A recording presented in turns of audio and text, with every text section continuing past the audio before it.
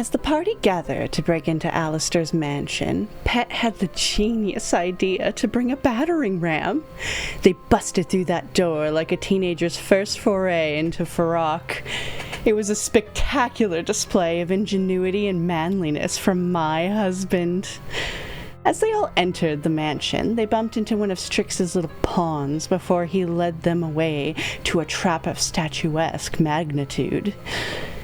Battle ensued and, oh, who cares about hearing this? Blah, blah, blah, big fight, shots fired, blah, blah. They find a secret trap door in the wine cellar. Now, as they descend into darkness, will they make it in time to find the vampire's coffin? Or will Aleister rise again and seek his vengeance? Will Pet and I finally go on our honeymoon? Can a vulture be sucked? No, really. Pets, let's experiment on this after everything. Ta-ta!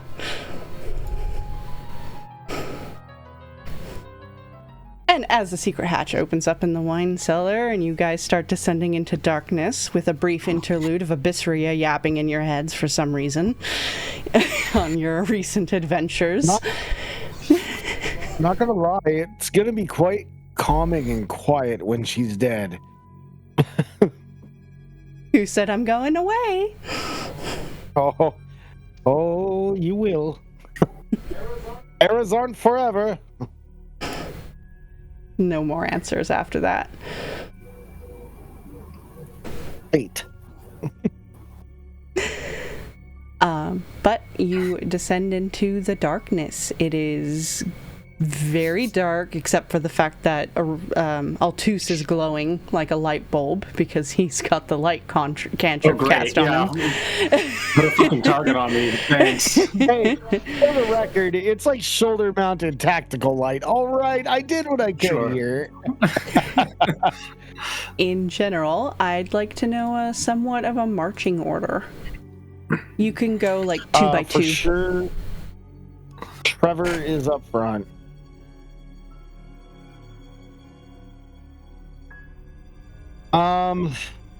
Trying to think. Who's the best at seeing things?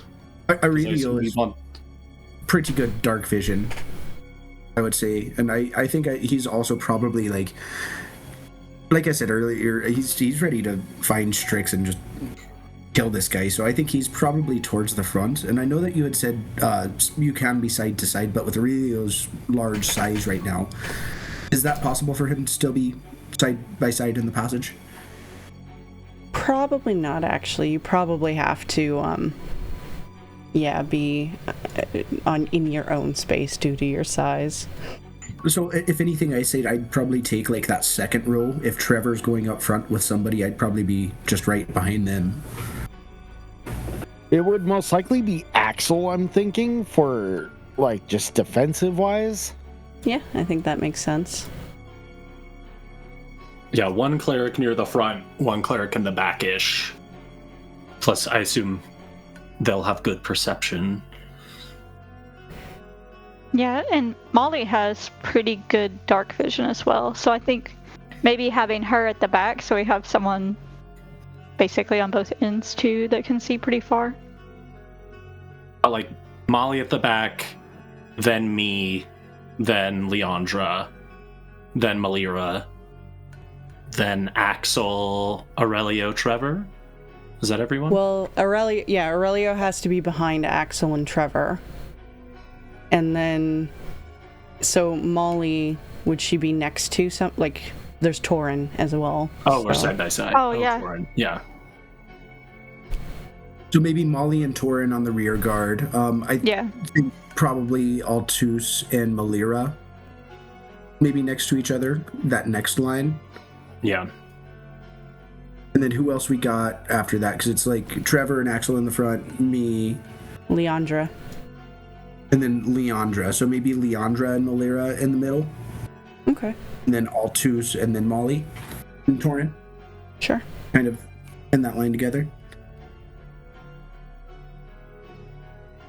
The larger of us two, maybe, like, or the larger of the groups, like myself and Altus, kind of taking up that single spot, I guess. Am I the only one who doesn't have dark vision? Torin doesn't have it. Yeah, Torin and you Cool. have none. So let me make sure to light up your token because you're glowing. And how are you guys heading down? Are you just kind of rushing through, or are you trying to stealth? Like, what's your general... I mean, I'm not going to be very stealthy. I'm sure Dad isn't either. I think he knows we're here, so it's not about stealth, but I'm assuming we all know that there's probably shit waiting for us here in the dark, so we're not just like sprinting, we're like, I would say walking at a normal pace, being perceptive, being careful. I'd say cautious but fast-paced. Yeah, it's a 3/4 march. You're not. I mean, going we do like, have time. You're not going like full pace, but it's like a 3/4 march. Okay, then after that, I'd like everybody to roll me some stealth, or not stealth, but some perception checks. Did I say 3/4 march? I meant crawl inch by inch. Oh, I got a nat 20. I mean, that'll do. Oh, yeah. Okay. I got an 8. I got a nickel. I got a rock.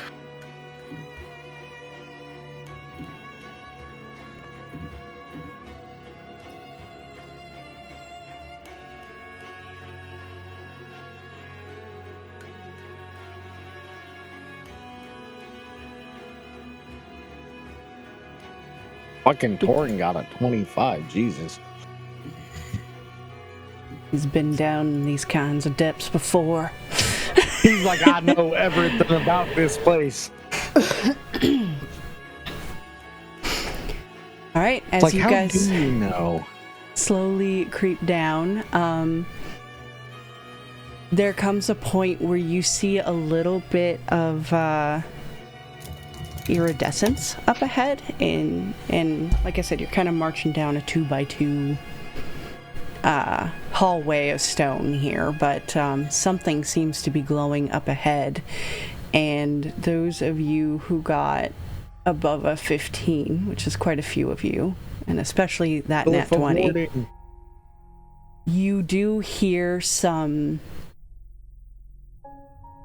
slurping sounds and just like wet smacking, like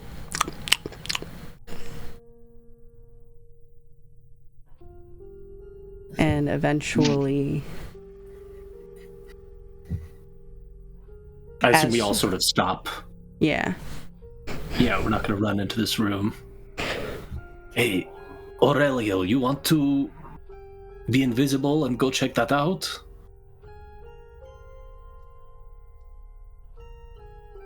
You're muted.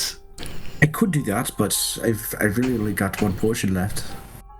Oh, I meant from me. I'll whip my flute out and tap you on the shoulder and cast invisibility. And I will sneak up onto the ceiling with my little spider climb, and I'll climb across the ceiling into the next room. oh yeah, make me a stealth check with advantage.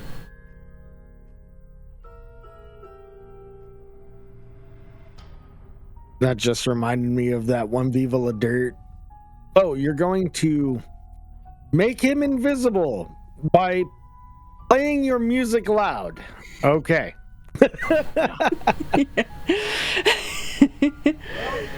Use your stealth, but everybody now knows you're there. So as you crawl up onto the roof and enter this like larger cavern area, you see that what seems to be glowing are these sort of iridescent glowy mushrooms that are along the side of the walls of this opening, and in the middle is a large mound of mushroom, as well as some that have been kind of brought together into what looks to be a nest, as this weird sort of greeny, mossy egg is resting there. And further ahead towards where you see eventually after this cavern coalesces into another kind of 2x2 passageway. Next to that exit is what looks to be a dead dragon, a succulent dragon, which isn't one they're very rare, and one of Aleister's spawns is drinking what blood it can from this corpse on the ground, and that's the smacking sounds. If you want to make a nature check on the dragon too, that's...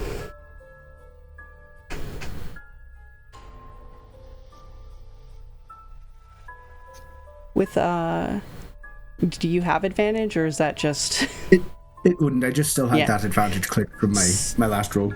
Sure. Still with a 12, that's enough to know this is definitely not an environment these kinds of dragons live in. They usually prefer arid, usually deserty. Just, they like that sort of hot, warm place, not this kind of dank, moist, fungal cave. Well, I think Aurelio's of two minds right here, and he's probably got two things that he's trying to do at the same time. I think he's dropping back to the floor and kind of skittering forward on the ground towards what he sees as a nice little shiny prize. That's not going to trigger anything at all. Nothing bad's going to happen. So I think he's going to run up and try and grab that, but as he's going up to grab that, he's also telepathic, like with his telepathic connection, just reaching back out to the four that he's connected with and saying, I think we got another spawn up ahead. Best come in here ready.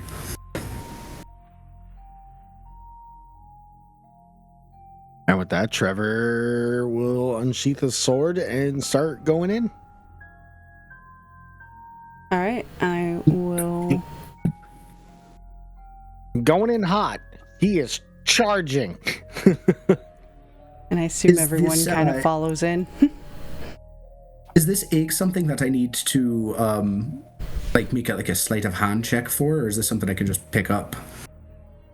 Yeah, I'd say make a sleight of hand if you want to try to do it without getting the guy's attention, for sure. He does seem to be pretty focused on trying to drink the blood of this dead dragon, so it's... You've got good odds. Would you say at advantage because he's still invisible? Yeah, actually. I agree with that. And while you're doing that, I'd also like everyone to just quickly roll an initiative so we can kind of have a turn order going on here. I was going to lead off. Nat 20 on initiative. Hell yeah.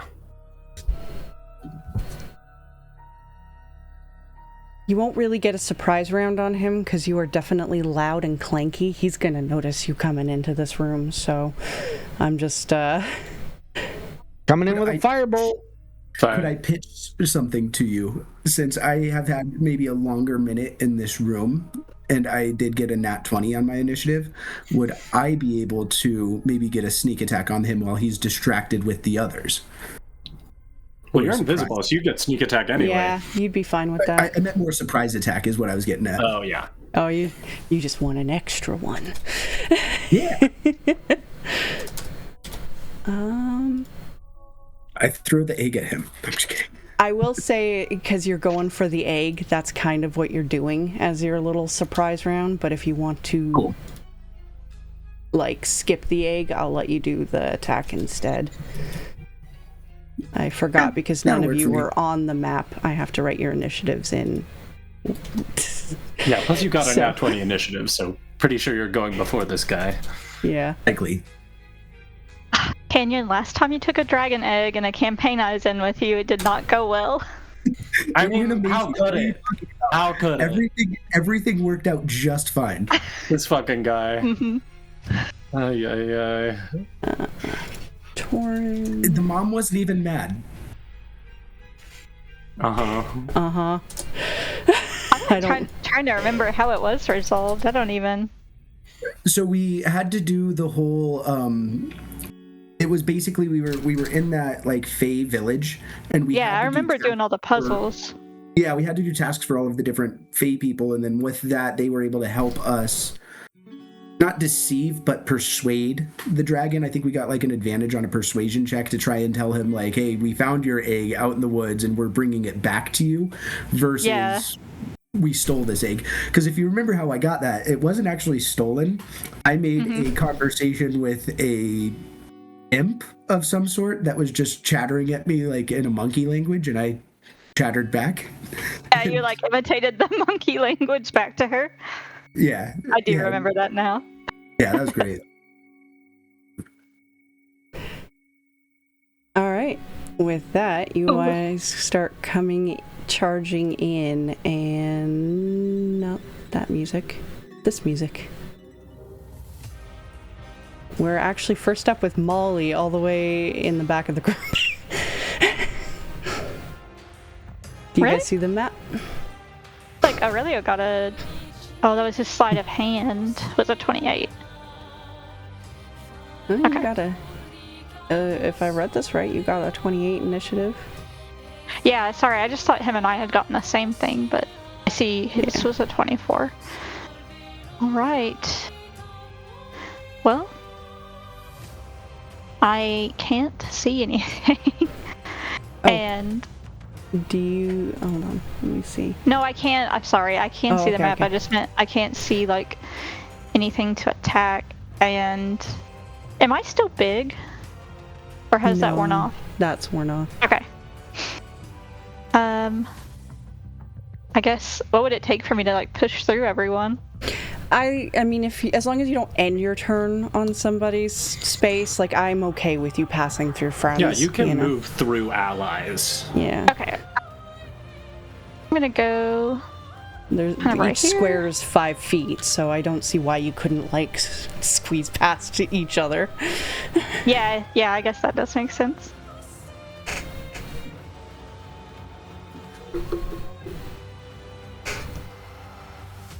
Now I think I can get a shot at him. Oh yeah, okay. Alright, I'm gonna take a shot at the guy. Forgot what the word was. Spawn. Yes, thank you. No problem. A 15. Unfortunately, misses. I figured. Alright, second attack. 25. That one will do it. Alright. So 9 damage.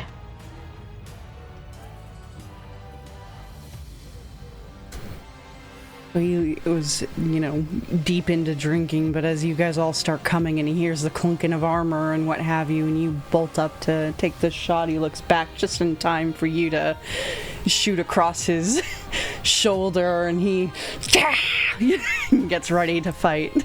Anything else for your turn? Nope, that's it. Aurelio, you are invisible, so he more than likely doesn't know you're there yet. Well, he's about to find out. As Aurelio goes sprinting probably on all fours for a couple minutes, and then as he's like jumping, he just pulls his scimitar almost out of just thin air, and he just tries to drive it right through this fucking thing. Nice.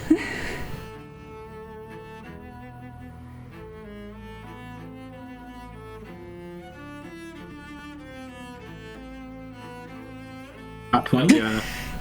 Damn right. Kill him. Sorry, that won't hit. Just missed. Hope that didn't include my Snake attack. on there, though. Snake attack. Yeah, that's great. Sneak. 20 total on that first attack there. Alright. Wait, you didn't double your sneak attack. Oh, I didn't know. I should have. Yeah. 3 more d6. So 31. There you go. Yep.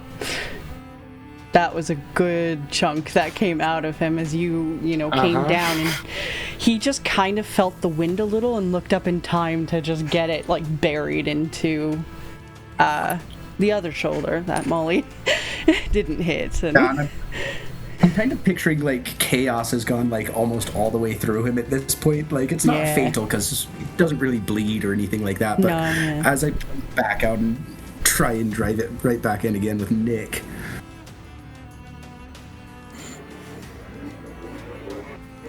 Maybe.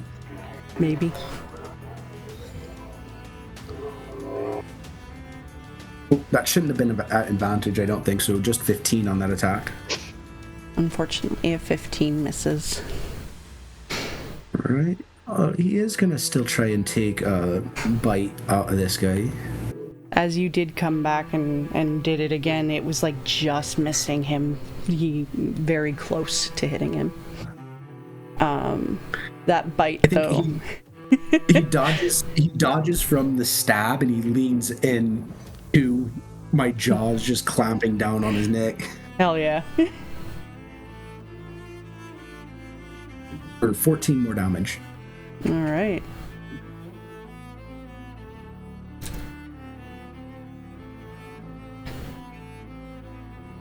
So he hisses as he's now in bloodied state. Yep. Hell yeah. Damn right. I think with my cunning action, I am gonna just jump back another 10 feet away from him. Alrighty. Wait, none of those were a bonus action attack? Ooh. You can attack 4. Did you attack 4 times? One of them was, yeah. Sorry. Didn't mean a rules lawyer. I just don't know what this character could do, and every time you attack it like 5 times, I'm like, oh. But that did remind me that I do have another blade attack. I've got the secondary attack, Nick, and I've got the thirsting blade attack too. So 2 attacks plus the thing, and then a bonus. Yeah, kill his ass. Throw one more shot at him with chaos. Oh my gosh. There you go. For another 16. You guys wonder why you fight fucking Aleister 50 times. You made him this way. You made him this way. This is your fault. All right. Yeah, he's really badly hurt.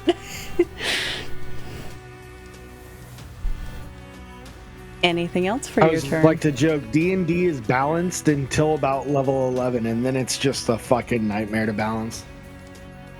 Well, he's also married to the goddess of chaos and is a vampire and a werewolf. So yeah. Former vampire. He is a bit stacked out. But I think if there's no more movement for his turn, but I think he's just gonna like point at this thing and like probably snarl and like do like a panther growl at him. All right. Altus. Don't think you see very much. Took the egg, right? Yeah, he took the egg. Okay. And to be fair, I don't think that you guys would have even seen that there was an egg here. That is true. I can't remove it off the map because I didn't think about that. So it's permanently there, but yeah, you would just see the mound of like a nest, a mushroom nest. Which way did I see Molly shoot? Towards the north. Kind of in this general direction. Let's see if I go there. I don't know if you saw Molly's message and if we do want to maybe pause, but it sounds like her computer's having issues and she had to hop off just real quick. Oh, yeah. Thank you for telling me. I did. It's hard to, because I don't hear Discord with the streamer mode on, so. Yeah. I don't know if my view should be growing, or maybe it is and I just can't tell, but I moved my movement and I can't see anything. Like it, yeah, I don't know it looks like it's just out of, it's still out of your range. View expanded. Light doesn't give you, light only gives you 20 feet and then 20 feet of dim, I found out, so that's what I put on there. Unless you have a special light cantrip. The map is also, I don't know if the map itself is in this sort of like black ring, or if that's just my black is that ring. What? Okay. Did you take your token? Yeah, I don't. Oh, there it is. I don't do anything.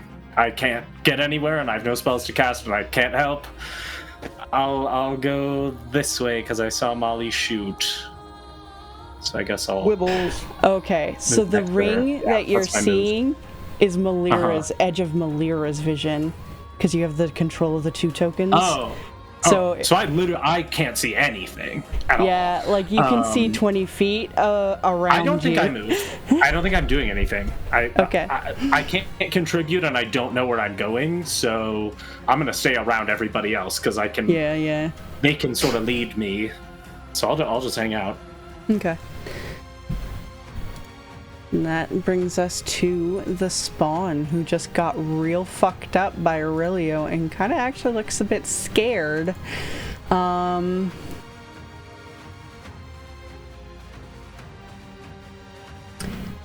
He is going to... No, don't you dare. No.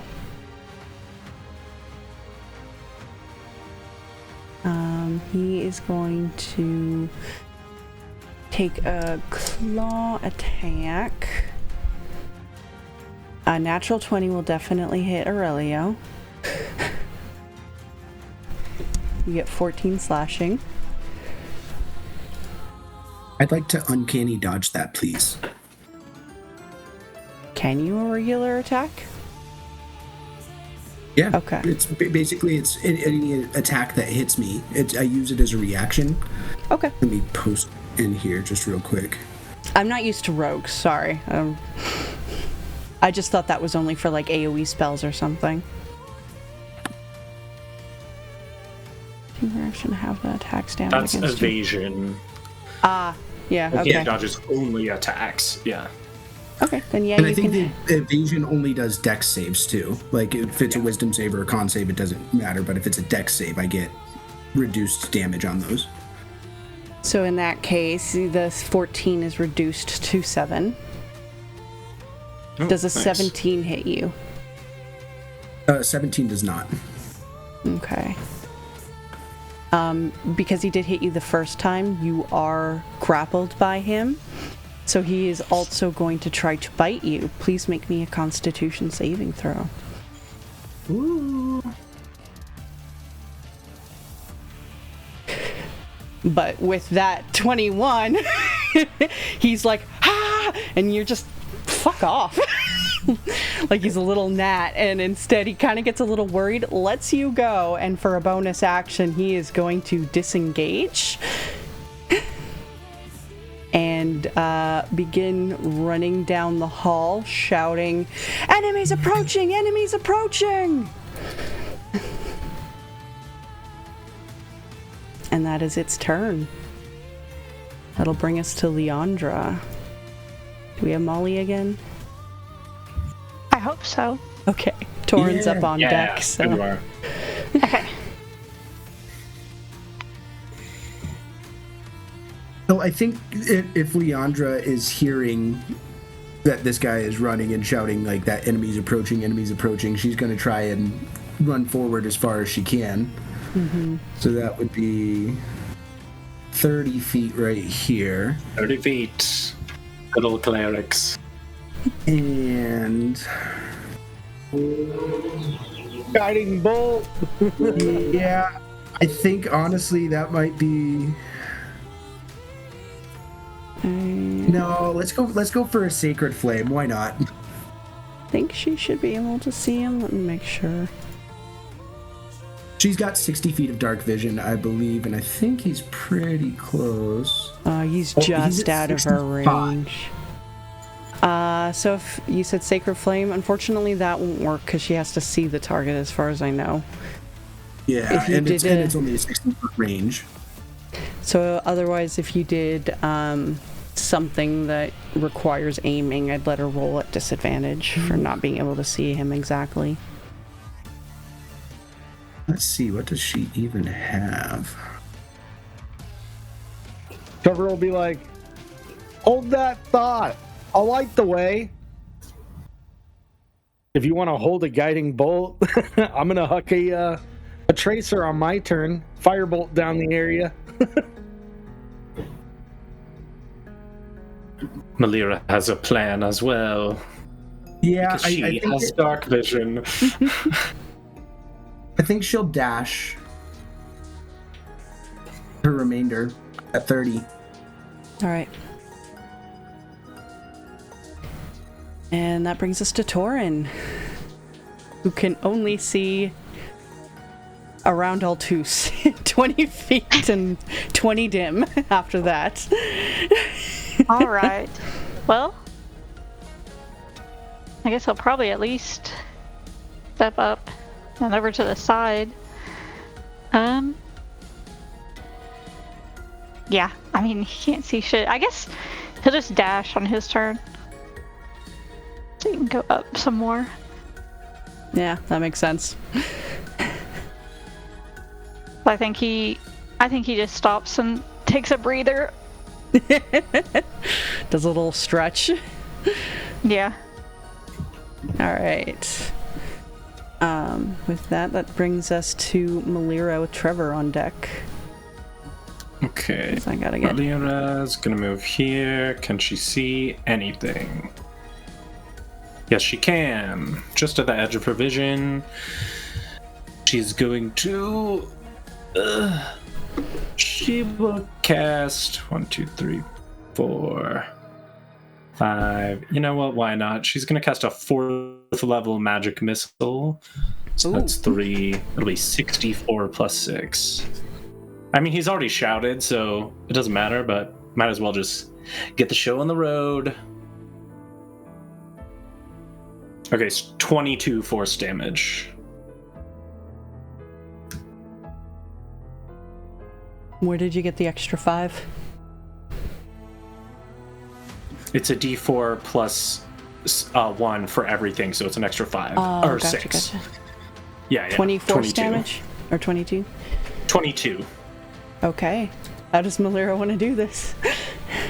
Yeah, hell yeah. Well, you tell me, what does her magic missile look like? I actually just imagine them as little arcane bullet, like little just arcane darts that, very simple, but very, precise, you know? So probably just all of them right in the middle back of his head. Explode his brain out, and probably a couple. Maybe like acupuncture needles, like down his spine. Yeah, there we go. I like Relax. that. Yeah. Of course, she'd comment, a shame he got off that yell. I suppose there's no point in taking our time, shall we? Yes, quickly. I mean, I put a little effort in, but... Hey, what's that egg? What's that giant egg you are holding? No, what you're talking about. You're holding a giant egg. You would not have had any time to put it anywhere. Actually, that being said, do you have a bag of hold? Yeah, you do. I forgot you do. I've got my bag of hold. Oh. Did I lose everybody? I lost everybody. Bag of holding very specifically has a size of the mouth. I mean, if you're holding a giant egg, you did grab this egg and then immediately stab that guy. It's okay, it doesn't matter. I was just curious if any of us noticed that you have this egg, because it seems like the timing of that would be crazy. But who knows? He did roll really high on his sleight of hand, so I'm going to give him the fact that it was in there, but with your nat 20 and anybody who got above the 20, because there was quite a few who rolled really high, would see in the nest there's a divot where an egg shape was. So you know there was an egg, you know, and now there isn't. Cool. It's okay, it does not matter right now. We all go in the same order we were in. All right.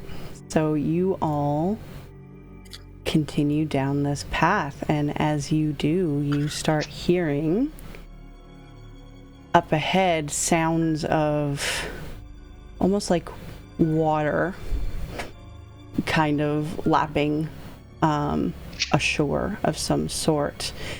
And as... just got to rearrange everybody in the order, sorry. As you keep going, eventually the walls of this cave kind of fall away into a grand, huge open space. So open, many of you don't even see the ceiling anymore. So let me see. Trevor and Axel were together, then it was Aurelio. And then it was Leandra.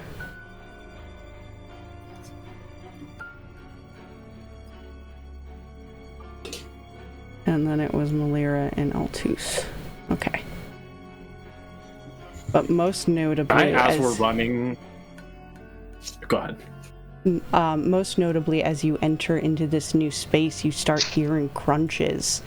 As on the ground, you look down and see just a mass amount of bones spreading across the ground. It's almost like this ground is made from the bones, and nearby are these pillars that rise out of a liquid that at first you think is some kind of tarry substance, but as you look closer you realize how deep and red it is, completely full of blood. And up ahead, some of you should be able to see, even with your lack of ability to, faint glows of certain sigils in the ground. You see a few of the spawns. I need to maneuver them a little differently. They seem to have been gathered all together around this coffin in the middle of the platform up ahead. But as they heard a shout from before and now they hear you guys running up the path, they all start spreading away and getting onto these glowing sigils onto the ground, which erects this barrier over Aleister. And one of the guys in near the coffin was trying to run out, but he got trapped inside, and he's like, no, not me, please, I've served well. But they don't listen, and they just get into position. And with that, I would actually like you all to roll me initiative again as we... Wait, hold on, quick question. Yes? I served well enough. What is your question? Oh. He is totally lagging out for me. Is he for you guys? Yeah, not coming through it. Can at least for us. I just want to ask. Oh, maybe a little bit. I got him a little bit there. Yeah, a little. He cut out and then... If either of the clerics can make more light, can they cast daylight? Because Daylight. He's asking for daylight. Jake, you might have to leave and come back if you can hear us. Yeah. Axel can cast Blight. No, wait, can you guys hear me? Hold on, please, everyone, stop. Can anyone hear me? Now we can, yeah. I can hear you now. Who's talking? Okay. I don't hear anything.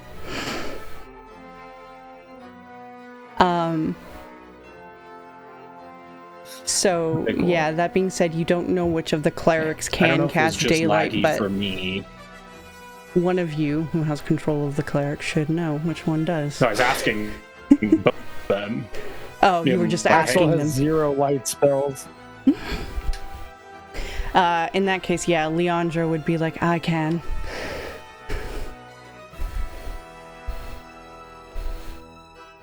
Alright. I mean, he can cast light. Please and thank you. Cast light. That being said, she also has another 3rd level spell that she might be thinking about casting to give us a little bonus in this fight too.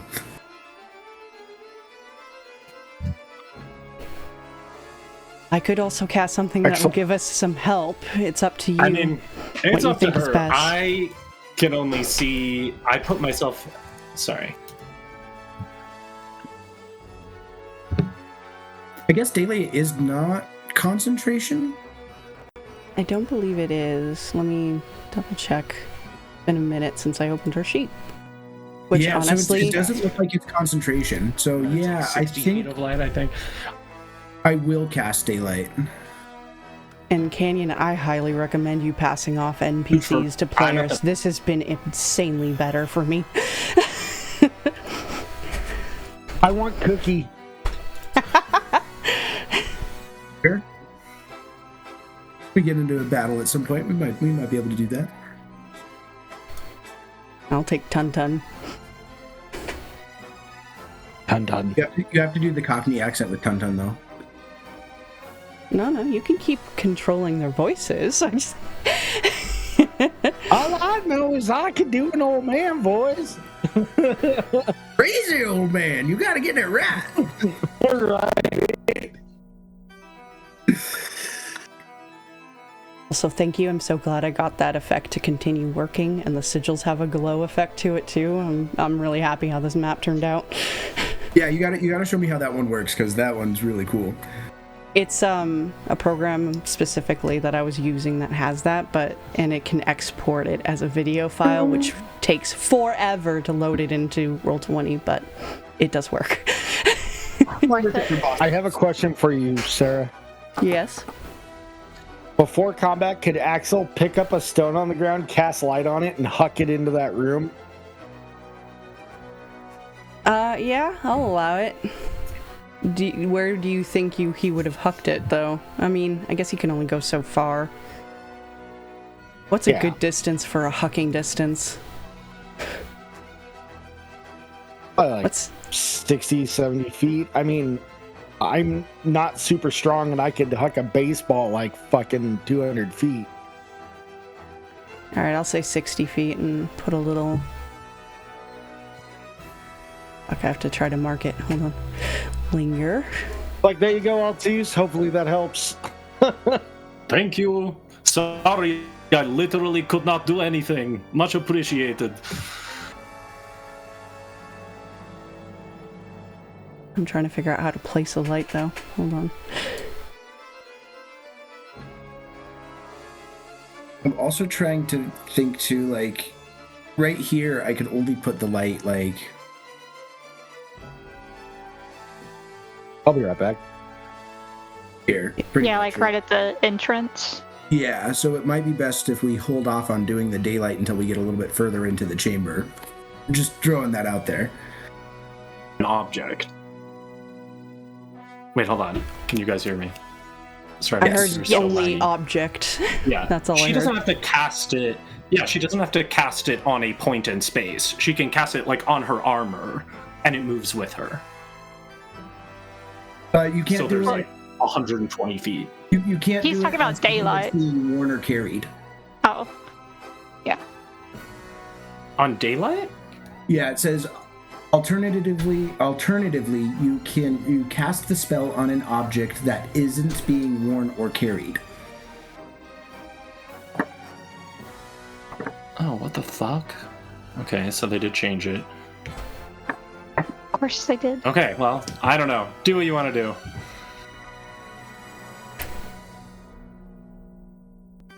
That's fine.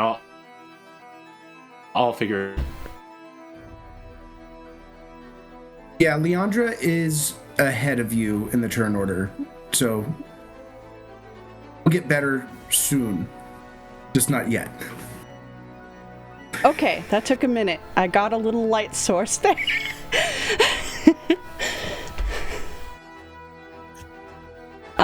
With that, we start this turn with Molly. Actually, top of the round, sorry. As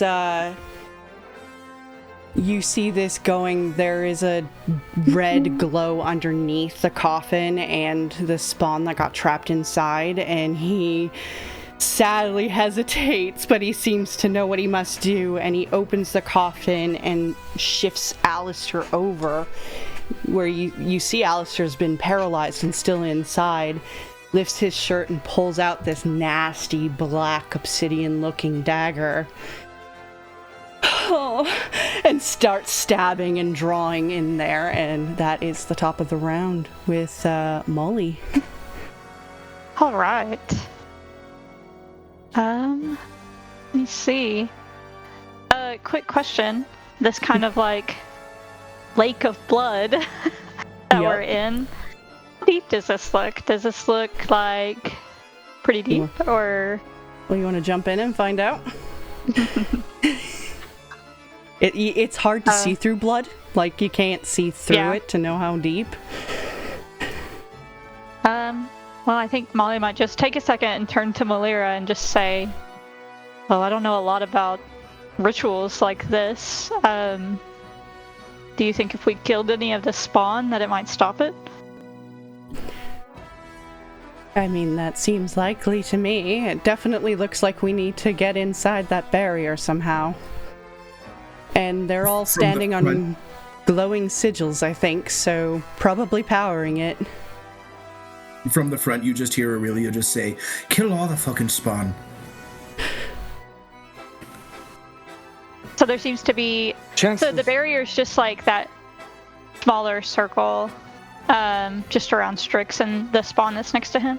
Yep, and that is the barrier. Okay.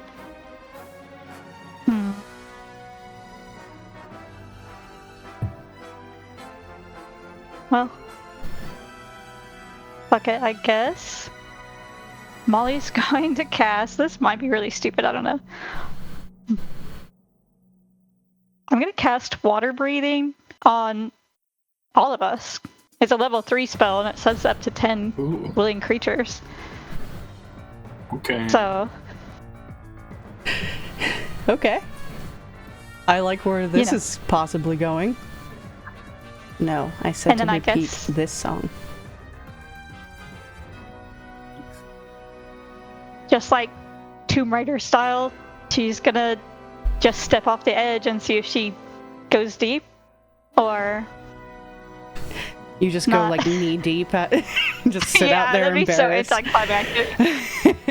No, when you step off the edge, you just drop into the blood completely. All right. Covered into it. Okay. I'm gonna dash. And that's my turn. Awesome. I love how you're doing this. All right. Torin with Malira on deck. Torin's probably really concerned about that. And I'd say that anybody with heavy armor probably doesn't want to jump in. Yeah. Well, and that's not really Torin's style anyways, so I feel like he's also, he's probably also going to dash, so he's going to go 30 feet, and then dash for another 34 and just start heading that way. Alright. Malira with Leandra on deck. Okay. Malira, with her bonus action, will activate her blade song. Where is that? Yes. She has 40 feet of movement now. She'll move her 40 feet. So we didn't see what this, or I guess, what is this spawn doing with the knife? Is he stabbing Stryx or is he stabbing himself? Stryx. Not through the heart. But he is stabbing down. I'd say make me a perception from her end to see exactly how much detail she gets from that. And this will be for free. I won't. Could it be Arcana? More just that she walks in and is like, what is this? Yeah, I could argue that. Sweet. 24. Yeah, so just from the way he's so being kind of trying to be precise with it, he gathers that he's probably doing some sort of sigilling onto Stryx's back. And as what blood there is seems to spill out of the coffin onto the glowing sigil beneath them, it kind of glows a little bit more and more red, like it's getting fed from whatever this is going on. So she can't exactly pinpoint what this is supposed to do specifically. But although I would argue if you want to make a religion check instead of Arcana, you might get more. I think I already in did that one regard, free thing. She's gonna act. Sorry, this white thing, it's like a dome, or that's just like a circle of runes? This one up here, where Stryx is? Yeah. Yeah, that's the dome that's over them. Yeah. I couldn't put their tokens under a map effect, so... but they're inside the dome. Okay. They're not on top. I wasn't sure. Yeah. Got it. Great. She'll cast a 5th level fireball inside the dome. I will actually say with her Arcana check, judging from looking at how the dome is, it's not going to enter the dome. It'll hit the side of it instead. She would be It doesn't smart have enough to... I'm not casting it over it. She can create it inside the dome. Unless it's, like anti-magic in there. It's kind of very specifically... It's not a regular, like, D&D dome spell. It's a specific conjuring based off of getting fed force from the spawns. It's, like, filled with evil juju. Yeah, so okay. Does she have any idea? Yeah. She would know not to waste trying. On the 24 Arcana, does she have any idea how to get this dome down? So the spawn are all on these glowing sigils that look like the same color of light as the dome. Oh, and I didn't even notice those. And, okay, got it. Yeah, so killing those spawn would definitely do it. There is one empty sigil already. I can't turn off that effect, so sorry, it's still glowing, but okay. Just imagine it isn't anymore, because that one guy couldn't run out and get to his spot. He got stuck in there to do the ritual. At the same time, it's probably not a good idea for us to step into that space either, right? So maybe it's a good thing to have there. So if we step onto that, maybe we become part of the ritual. Or maybe we get powers. Okay, so she'll just cast... Yeah, fuck it. She'll do... Oh, wait. Sorry, I'm getting my lay of the land plus playing a character I normally don't play. You are fine. Okay, so not that. Yeah, she'll... Still, once again...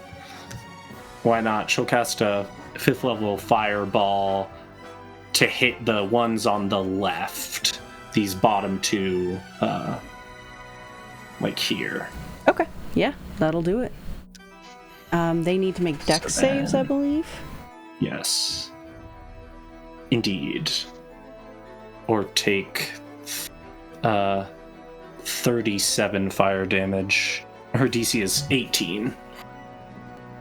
One of them succeeds and one of them fails. Great. So 18, was it? How much was the total? Sorry. It's 37. Yeah, so 37. 18 on a save. 37 to the other one.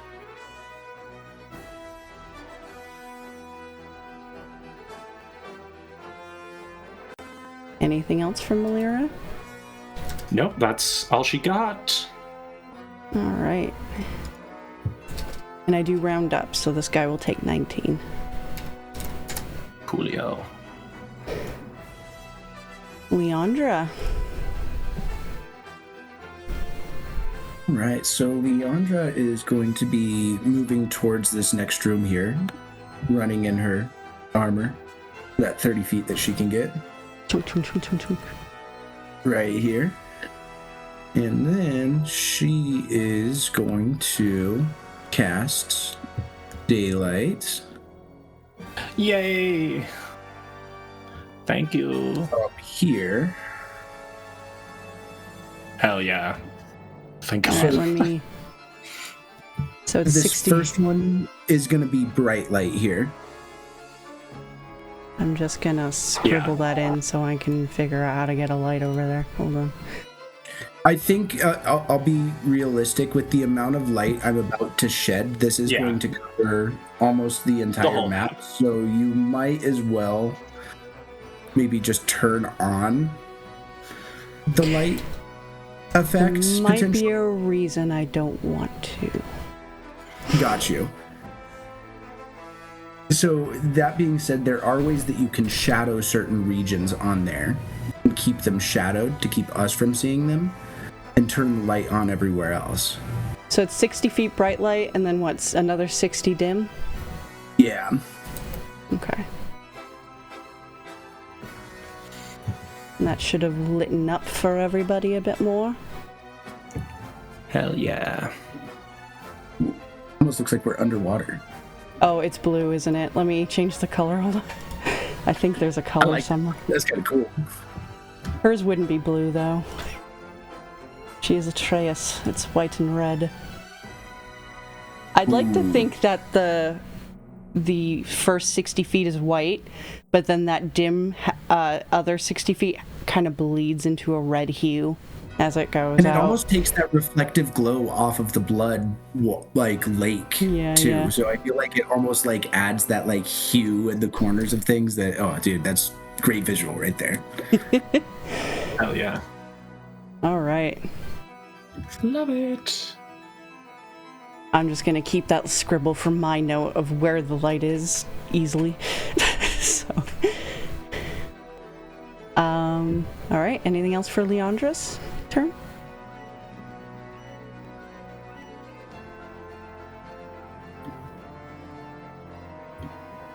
I can't hear you. I think you talking, but I'm there like about to sneeze, so I because I feel the sneeze coming.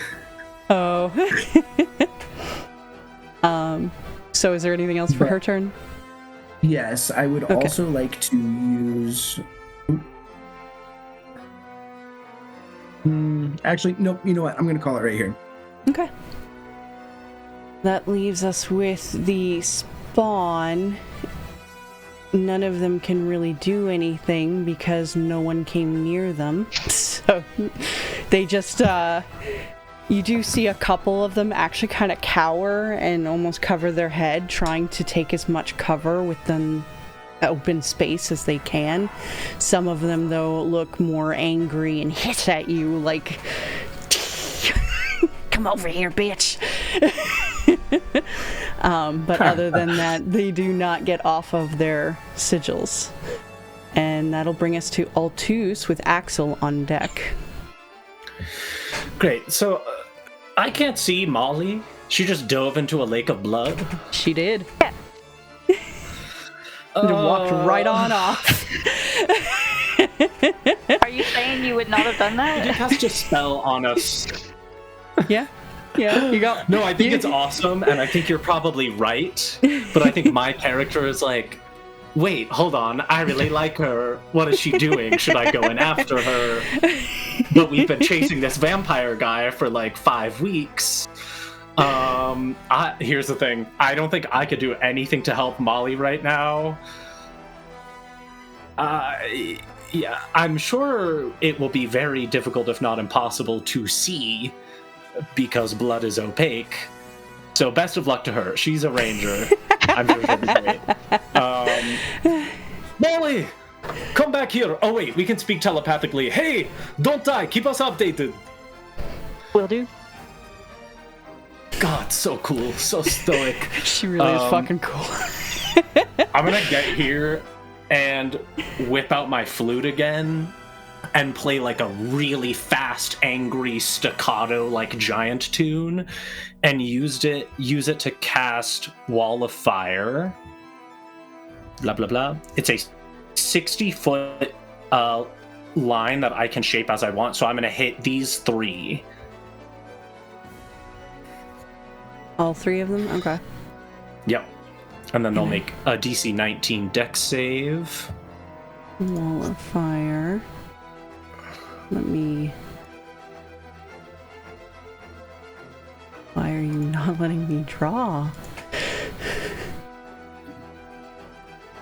Okay. Pretty good. How's that look? Is that a good wall for you? Yeah, perfect. Okay. Yes, indeed. And what was your DC again? 19 dex. 2.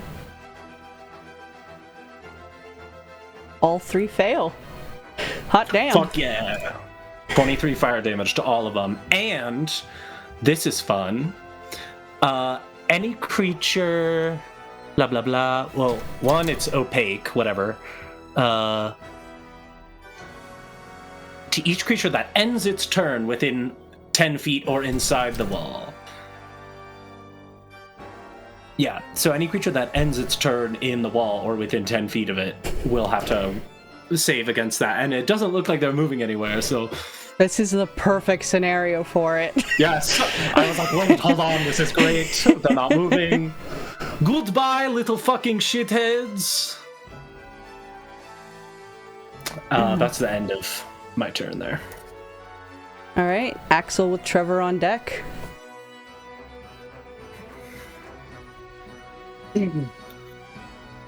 So seeing as Altus has that on lockdown, Axel. Oh, perfect. Hell yeah. He's gonna do the Guardian of Faith in the middle of the two dudes on the right side. Guardian of Sick. Faith. Alright. Is it 30 feet? No, give me a second. Let me double check. Yeah, that I think seems it's big. good. It's 10. Since they're not moving. Yeah, 10 feet. Yeah. No, okay. it was 10. I Okay, thought that so in seemed that kinda case, big. he's gonna hit the guy closest to us. Yeah, hell yeah. Gotta move forward too. Still an extremely good control. spell. These guys not moving Yeah. really Yeah. is helpful. That's why I figured he would do it, because they're stationary. You were Before the supposed to have their vampire Leviathan master. shows up. You were supposed to have their master come out and do shit to you, but somebody had to blow them up. Too bad. It was a group effort.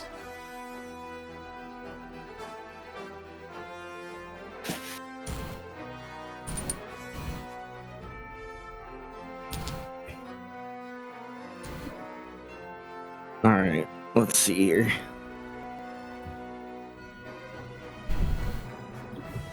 How far can he cast Sorry, I'm trying to measure. it? Oops, wrong one. How far can he cast it? 30 feet, so he's trying here. 30 feet is about still there. out of range. Fuck. All right, I guess this turn he's just gonna do a very high level guiding bolt. Eh? Hell yeah. Alright. He will make him regret that he has cleric speed.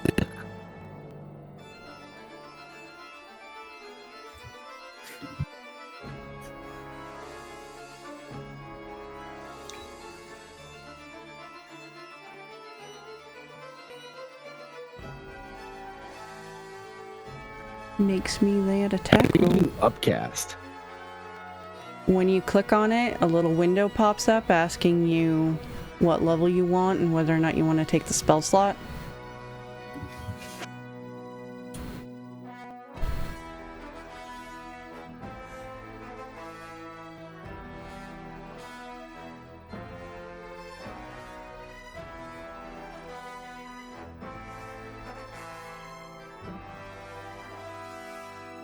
Do a third level.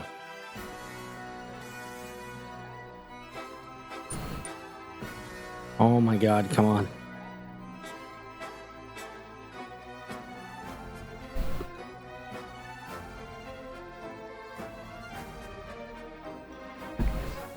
I selected it, waiting for it to cast.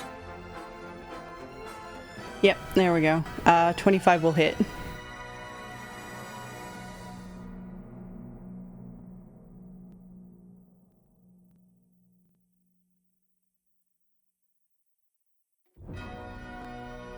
Oh my god, it's so slow.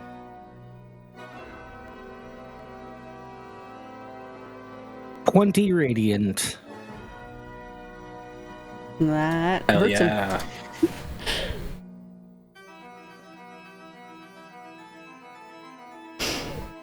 Anything else for good old daddy?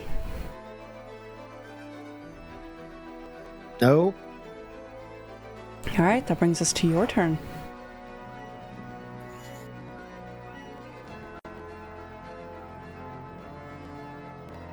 Alrighty. am going to run forward.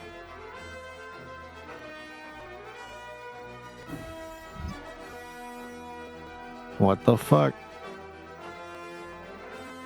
Why can't I select my guy?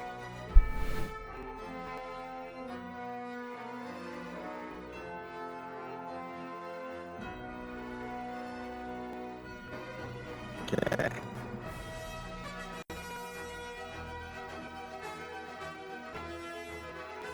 And pretty sure I could hair bolt from there. Yep, Yeah, I think I'm that's gonna like hit the same dude. Yeah. I think Yeah, that's like 100 yeah. a lot of feet. 120 or something. Roll that attack for me.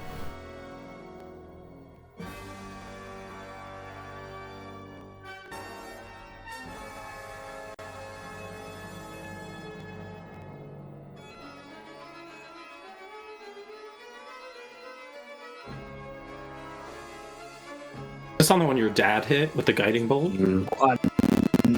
That won't. You do have advantage because of the. That's Yeah, you Yeah. have advantage from the guiding bolts. Oh, thank gobs. All right. Hell yeah. So yes. It almost veered off to the side, but it's almost like the holy magic of that guiding bolt sucked it into the attack, Yeah. and you managed to hit He him. threw a wicked curveball. That burning hot white red flame went and, like drifted around like a cartoon. Roll me that damage. 11 fire. Alrighty. Anything else for your turn? I will say I do My allow turn. Aurelio to do a combo of magic and attacks for extra attacks. So if you wanted to do a firebolt, it's only fair that I allow you to also do that as your extra attack. So you can shoot off a second one if Okay, you'd like. thank you. It won't be with advantage, of course. 13. Would it still be at advantage though? Because isn't it all attacks against that target? Or is Just it the it's first. the Next. next attack. Okay. Yeah. Yeah. So unfortunately, the 13 whiffs and goes and hits the one of the bone pillars along the side instead. Whistles by. It's like, yeah, I'm still working on my aim a little bit here. This is a little strange for me. He got hit a couple of times by some good spells and just kind of ducked down. Like, this ain't happened a Yeah. third. All right. Aurelio. That is all. So this is probably just a little unsettling for, Trevor's family, and probably Leandra, right, below them as well, when Aurelio just comes charging forward and pounces right over the top of them.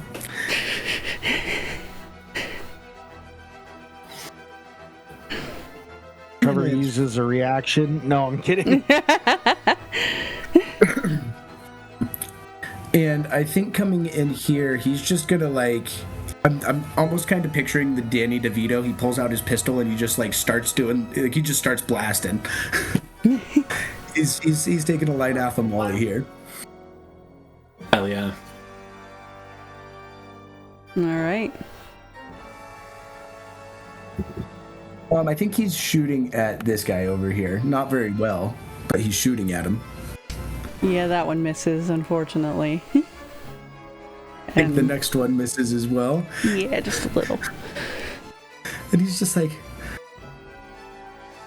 oh, fuck, maybe I'll try this. Ooh. He just sends off a purple bolt at it. I'd like to think, especially with that 27, as it goes off, you feel a little peck on your cheek. It's just a little bit of love from her. Yeah. You should know to trust me over your little gadgets, pet. Yeah, served me pretty well so far.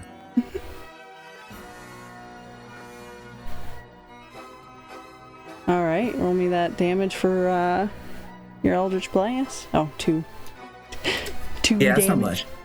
It's not Okay. much, but I got him. Something's better than nothing. Alright. Hell yeah.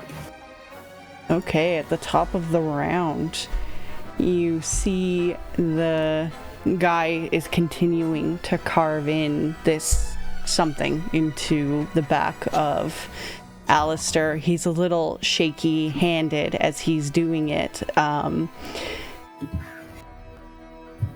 Does anybody speak Abyssal? Not me. Let's see if Malira does. I do. Probably not. No, I'm kidding. No. Why I actually might.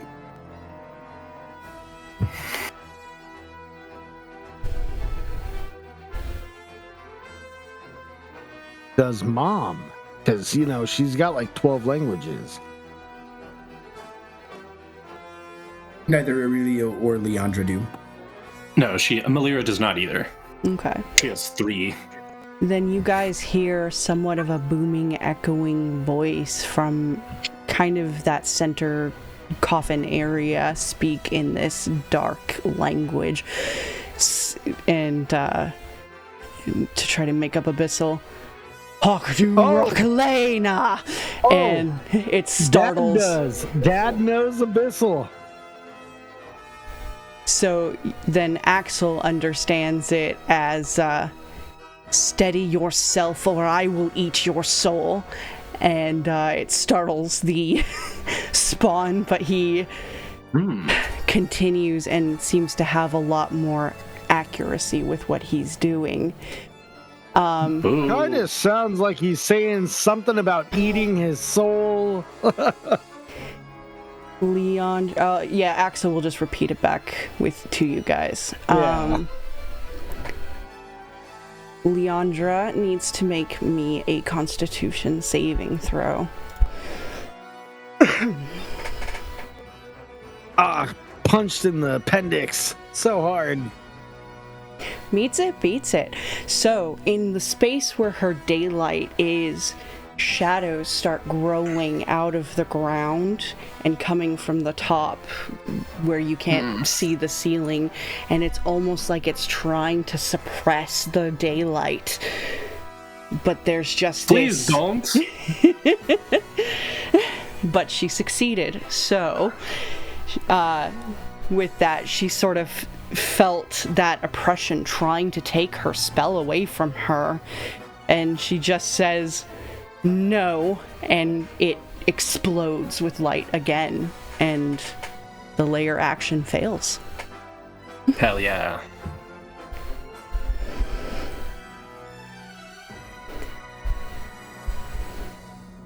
However, you will notice that sort of shadowy energy kind of falls, and it does somewhat give a little bit of protection to the spawn around. In other words, they get a little bit of temp HP.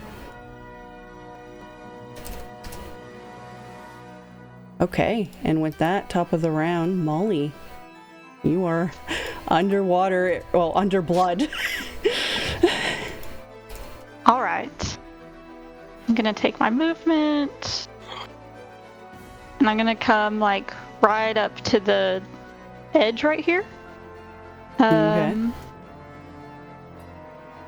gonna use my bonus action to Hunter's Mark, the one in front of me. All right. And then I'm going to, I'll burn my last luck point to make this first attack at advantage. Hell yeah. Love that. And she's going to fire a shot. So 21 to hit. That hits. Hell yeah.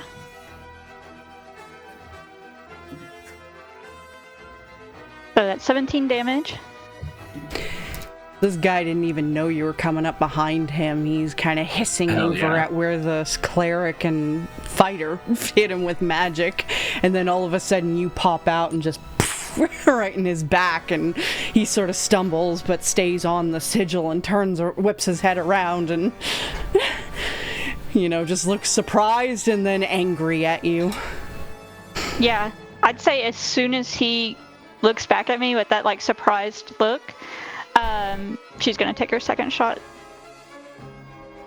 for a crit. Yeah.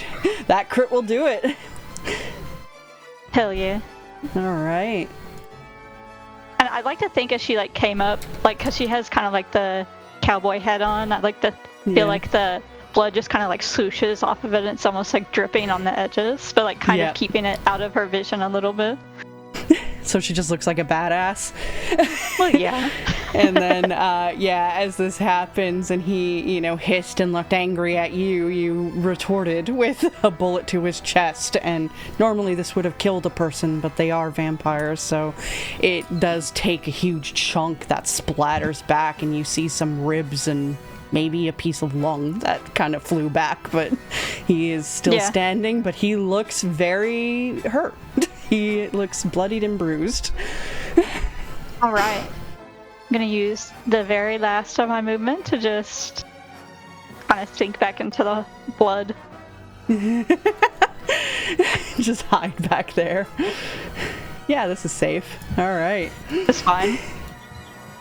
A river of blood. Nothing can be down there. Sick.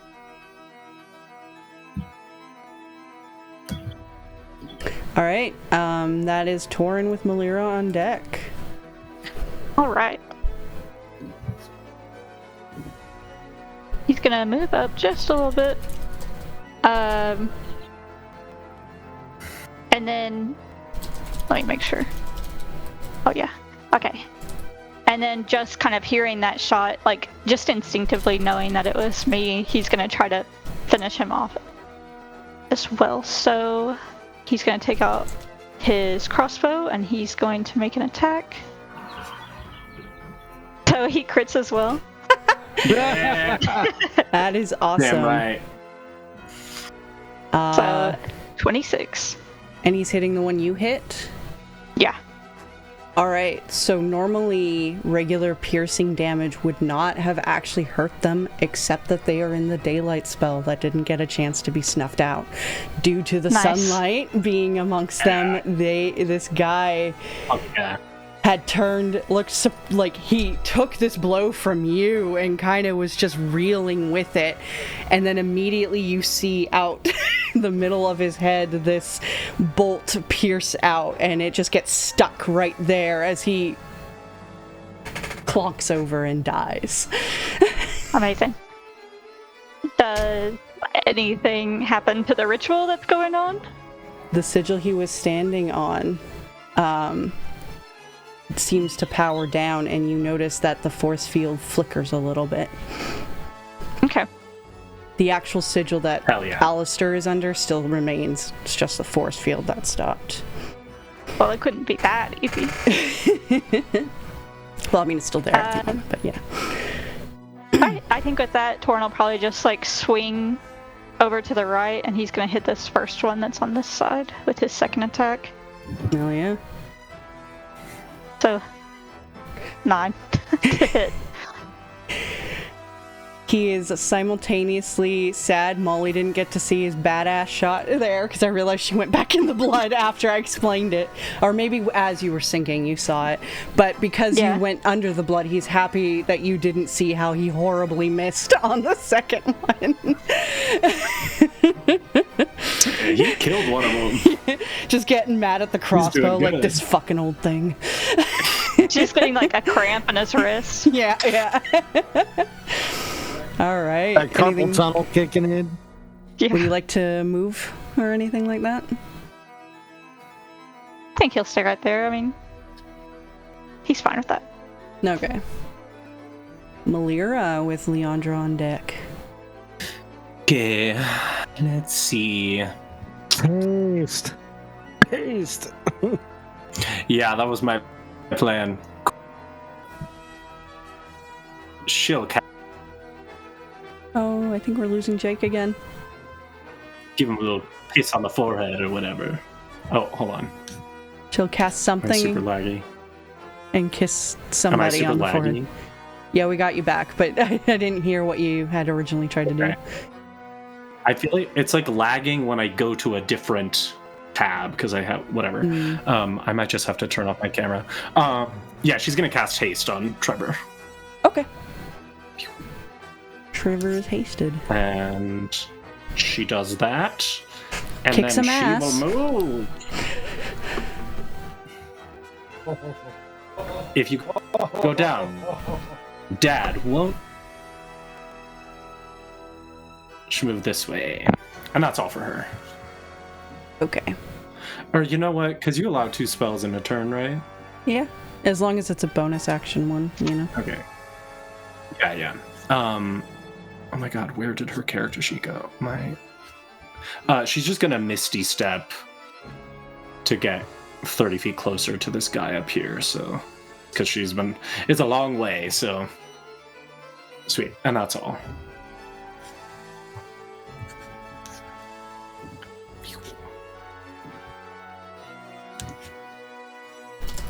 Okay. That will bring us to Leandra.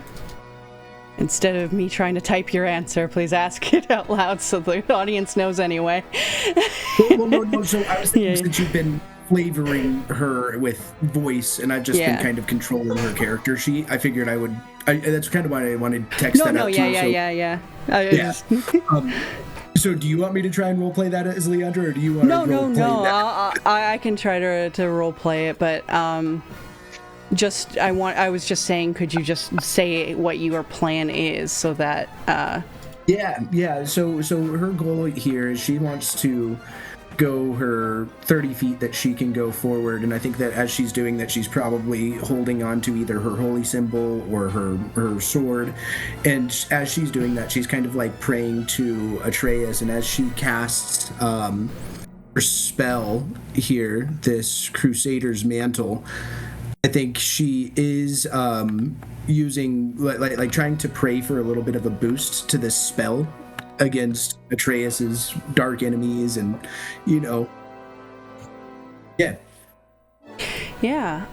so cool.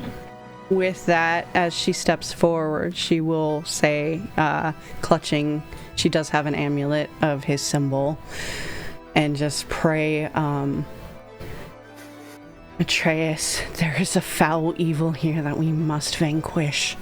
Please help us in any way you can. And I would like you to have her roll in a religion check for me.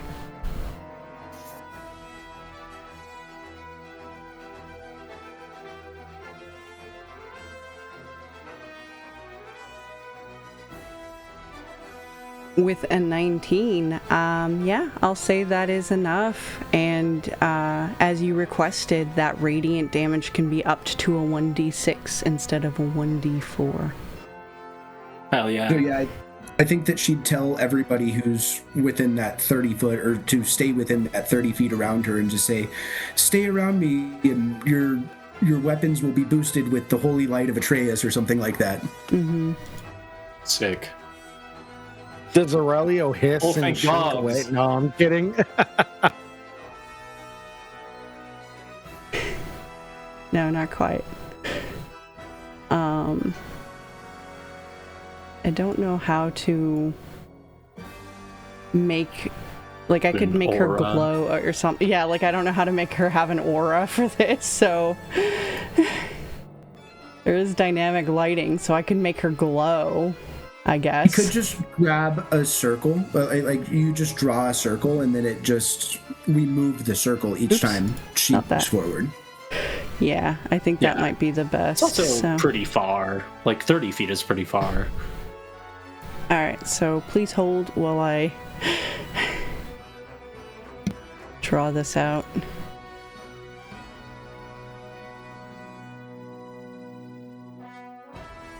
Roll 20 needs to make aura options. I suppose they're like, we make you glow, that's good enough. I would have bet all of my money that they did. Like, that's how crazy it is that they don't. Because I was like, well, of course they would have that. That's something you need so often. I would have assumed too, but here we are. Who are the people behind Roll20? I'd love to speak with them. People that will not ever love us because of how much we shit on Yeah, this. truly. Hey, you know.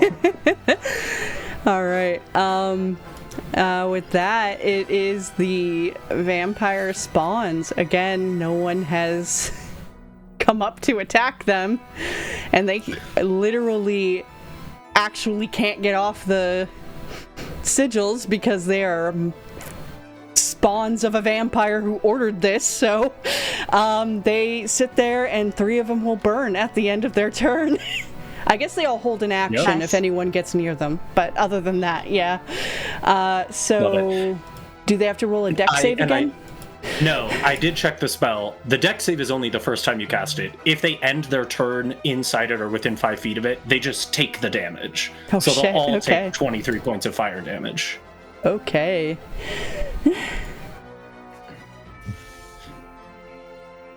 I would also wonder, would you say they are entering the wall at the beginning of their turn? I mean, they wouldn't be entering. They're not like choosing to step into it. It was already there. I think that is correct. I was trying to trick you to do the damage again.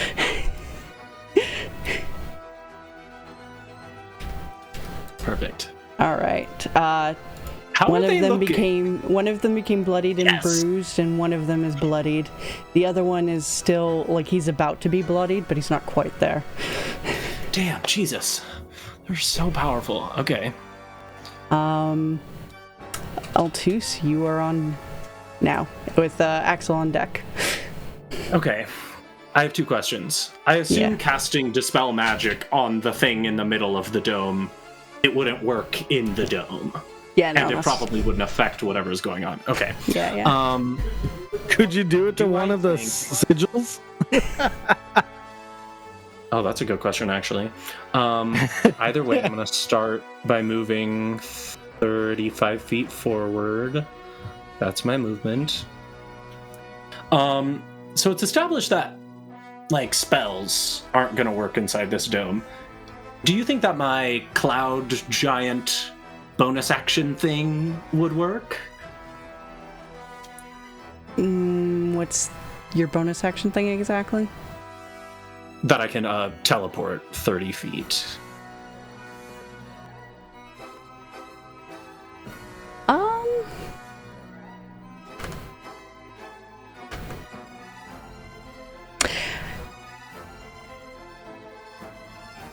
So the reason I was kind of thinking it wasn't working is because it just shields from like all magic getting into it or entering it or growing inside of it other than what's already there. So I don't think so.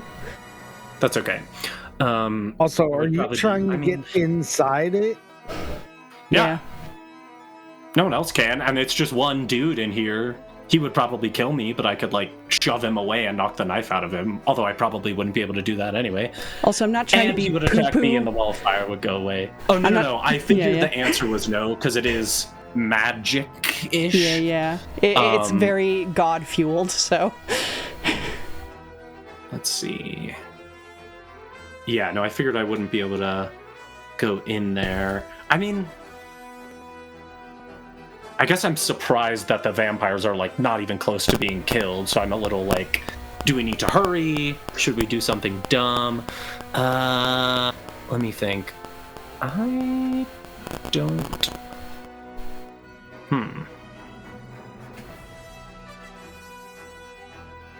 Hey, Jake, could you do me a huge favor and go down and get my package and just bring it in? Not Jake, Jay. Oh, sorry. Sorry. No. I was like, I can't do that for you. Fucking God. I'm sorry, thank you. Yeah, I got you. So funny. If I go 30 feet there... No. Man, I really don't know what to do. Oh. That's interesting. Oh, wait. Concentration. I will... These guys are 30 feet apart. Sorry, measuring. I have so few options. Which of these vampires in my wall look the most hurt?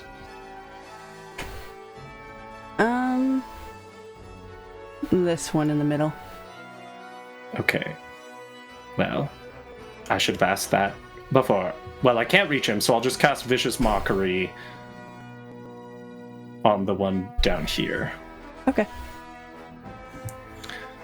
So he makes a Wisdom 19 save.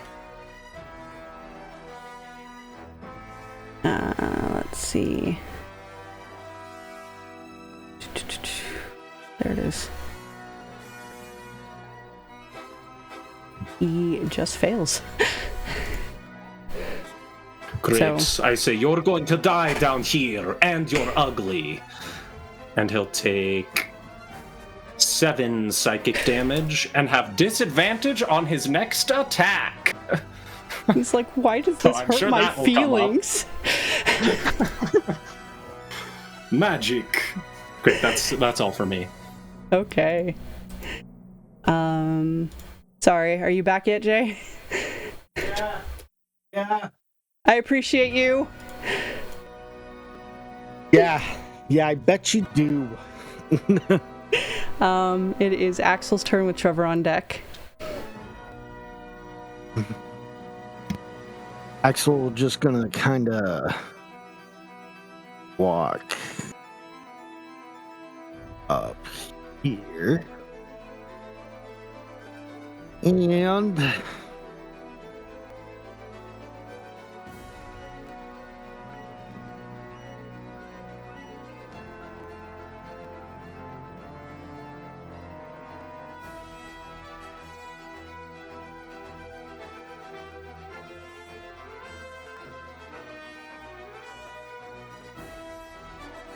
he's gonna like a guiding bolt at that guy. In the upper right. This one all the way up here. Yep. All right, make me that roll.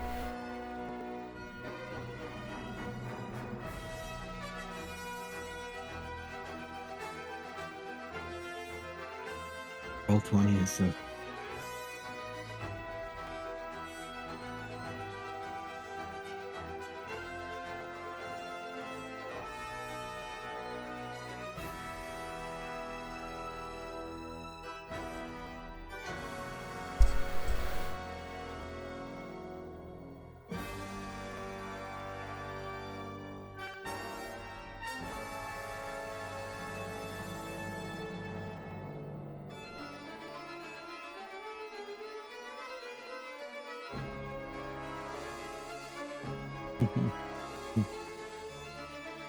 level 2.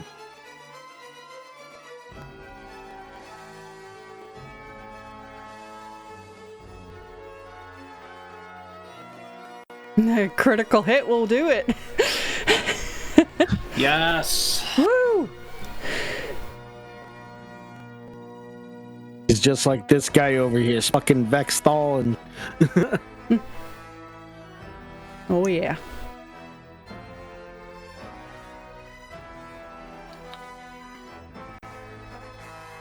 or 29 radiant damage.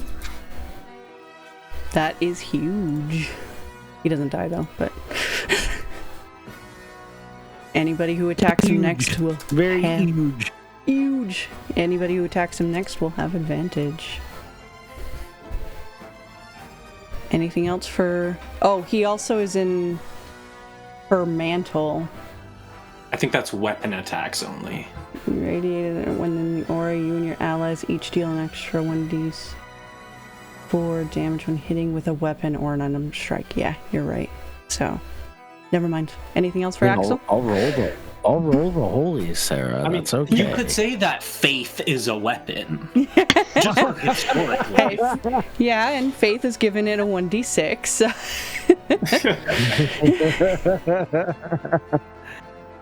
That will... No one's hurt. That'll be his turn. Yeah, because all of you are picking them off from a distance. Trevor, as we come up to your turn, you feel on your back the sword glow, and especially with this light that Leandra is emitting, it seems to help kind of have Atreus touch it in a way. Ooh. And you hear in your mind, this is Vexthal's doing. I can feel his filth surrounding this cave. Kill him. And your sword seems to erupt with a power as it becomes I think it's awakened is the next step. Ooh, exciting. Your wish is my command. Give me a sec while I read what the hell that does. I don't know if I ever told you, so I am posting it in. Judgment is now awakened. Secrets. Oh, good. If you guys want to see it, I don't mind sharing it in the general, or would you prefer to have it like be... Oh, secretive. No, I'm kidding. You can share it. Ooh.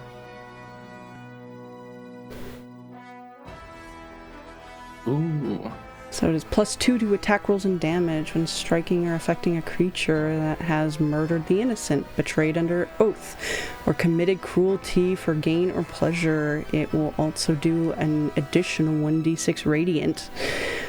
Once per long rest, you may mark a creature as judged. It lasts for 1 minute, and as the judged creature, he cannot benefit from invisibility, has disadvantage on saves against fear or restraint.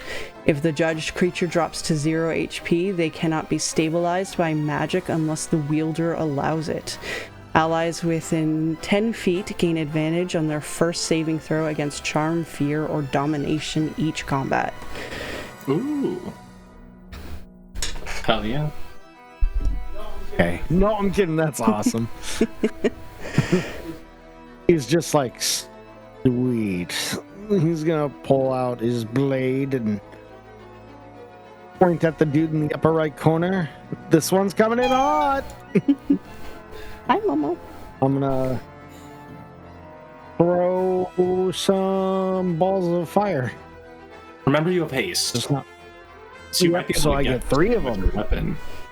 Mm-hmm. I don't think. Well, okay. Yeah, because of the allowing me to cast 2 of the hell yeah. cantrips and then the third Sick. one. Yeah.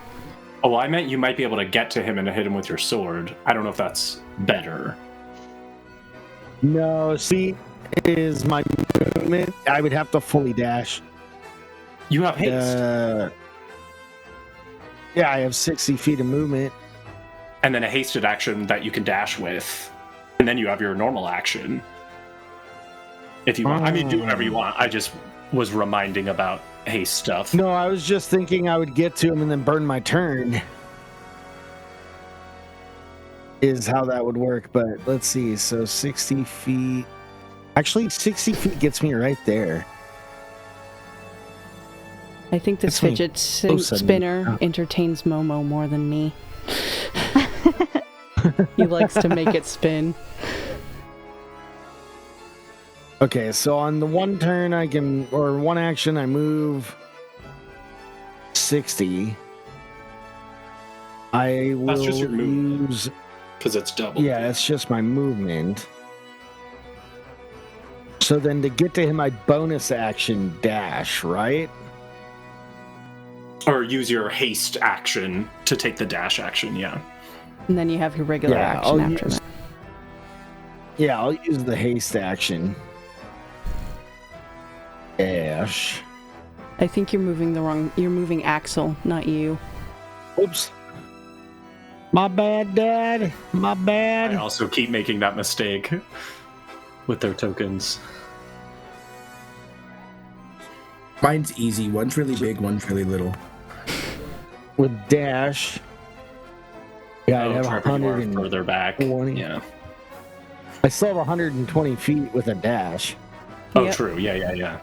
Hell Yep. yeah. Kill his ass. Now I swing. Yes. So then the +2. Yeah, we'll have to just add it manually when you roll. Also add a +1 to your attack roll and damage with it. I'll update your sword after. I don't know why I didn't think to prepare this before, but It's okay, it's plus from what it is now. Well, because your sword right now is a +1. So Okay, so it's only +1 added to it then. yes. Okay. Fuck yeah. A crit Damn will right. do it. Yep.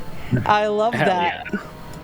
All right, so now when you roll your crit damage, you also will roll 2d6 radiant for extra. 2d6 radiant.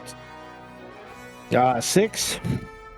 All right, so that's 17 and then an extra 6. Hell yeah. He's just the cusp of bloodied.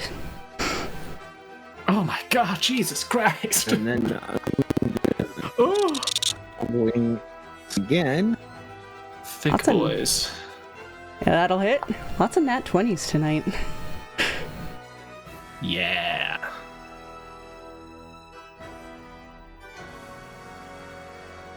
Well, And now you just roll the 1d6 for the radiant. Yeah. Ooh, nice. 6 radiant. So it's almost like as it's humming and you slice into him, it's like it also has that like extra vibration kind of helping you slice into him even more as you cut him down. Oh yeah, I fucked up. Also, I wanted strength saving throws on those attacks. Yeah, I will roll 2 strength saving throws, or at least we'll start with the first one. What's the DC? Yep. I think it was. Sorry. Mm-hmm. RTFS. Let's see.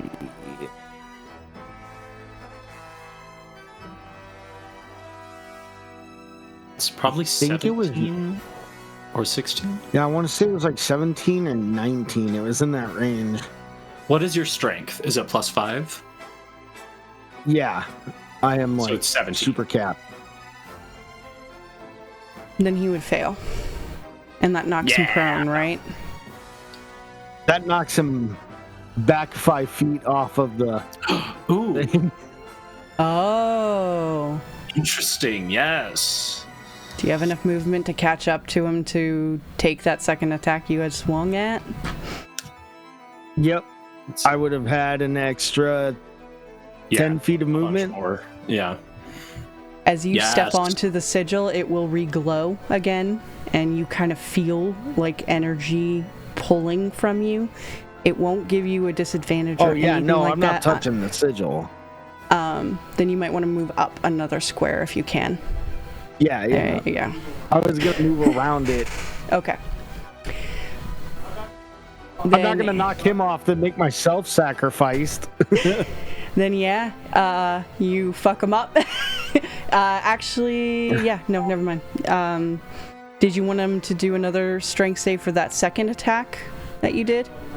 Yeah, that'll knock his ass prone. Okay.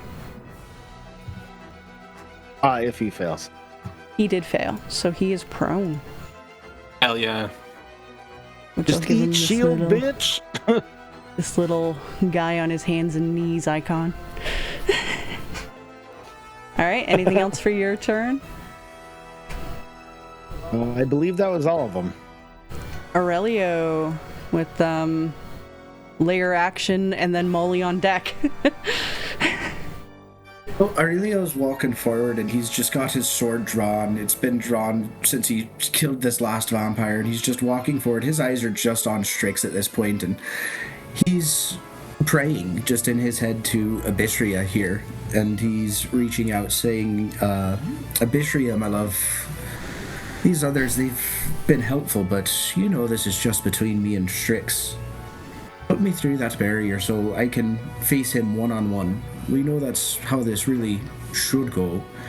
We know that's really what you want to see anyway. And I do love it when You son Vexy's of a upset. bitch.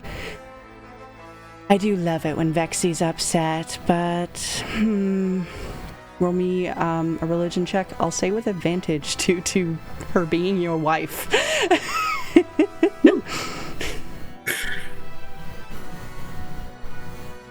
A sentence I never thought I'd ever say in a game, but you know.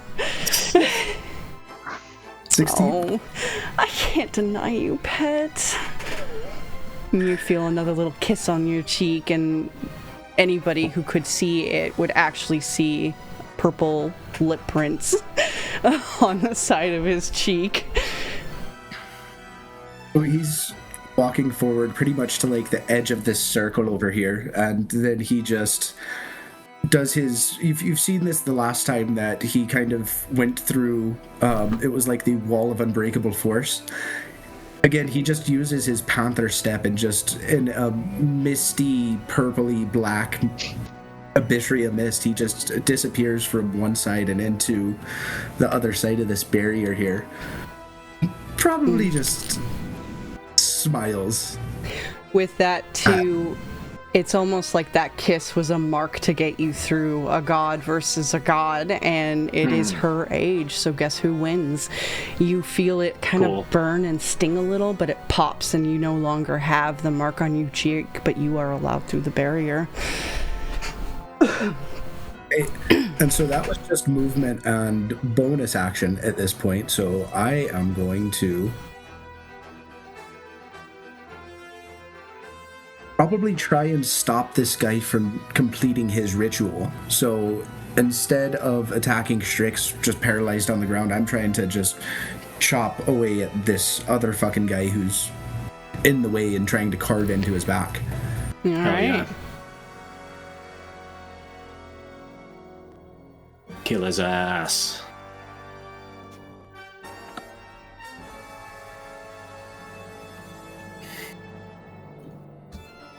I don't think does it. No, unfortunately. 21 will. Yeah, that'll do it. Yeah. Right. So just 8 damage on this first one. But I'm snarling at him at this point. Wait. Do I have one more? No, I don't, because I used my bonus action already. Yeah. As you slash at him, you just I can't stop. Yeah, you're gonna stop one fucking way or the other. And with that, it'll take us to the top of the round. As he said, he can't stop, and he continues to carve into Aleister's back. I would like a roll from somebody. Hold on.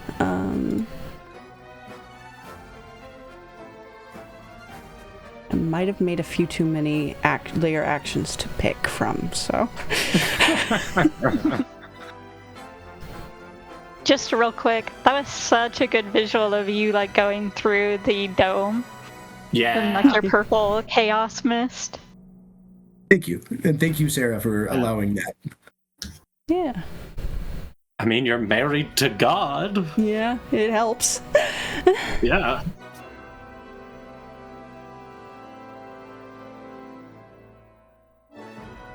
All right, Molly, I would like you to make me a dexterity saving throw, please.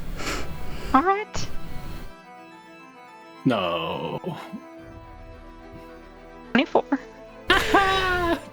So as you're dipping down into this blood lake, you guys are rolling really good on your saves.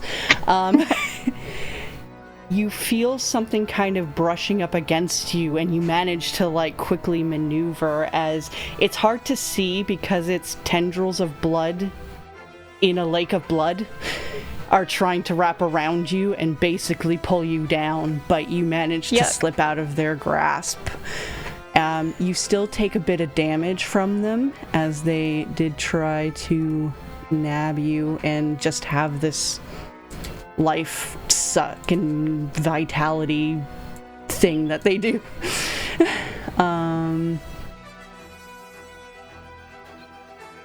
You take 12 points of necrotic damage. They don't lower your max HP though, at least, so there's that. That's good. And it is your turn with Torin on deck. All right. Well, I'm getting the hell out of the lake. Did not like that. All right, so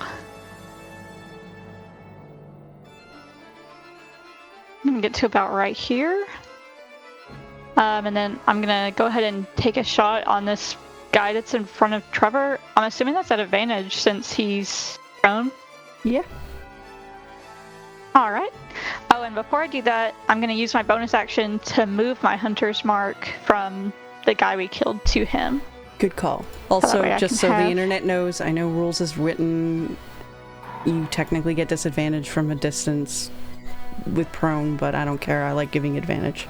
I'm a nice DM. Oh, thank you. 27. Yeah, that'll do it. And 15 damage. 15. Alright, he's still standing. He's bloodied and bruised. I think Molly's just gonna kind of crack her neck and take a second shot for a crit. Yes. All right. Let's go. Showing up for you, Aurelio. We're just here for I'm you. sitting here being like, my character is the crush that I'm developing keeps bouncing from person to person every turn. Holy shit, look at him. Holy shit, look at him. Molly, how do you want to do this to this guy? Yes! Oh, yeah. I feel like she almost is like taking pity on this creature while he's like at Trevor's feet and he's just kind of like on his hands and knees, just like looking, or he's just prone, like looking pitiful. So she almost just tries to make it quick, like it's just two like really successive shots, like one after another, just like right through both eyes. I love that. And Hell both yeah. his eyes pop. He crumples to the ground, lifeless. Is there anything else for your turn? Nope, that's it for Molly at least. Torin. Alright. He's gonna move up just a little bit, but he's gonna stay inside that radius.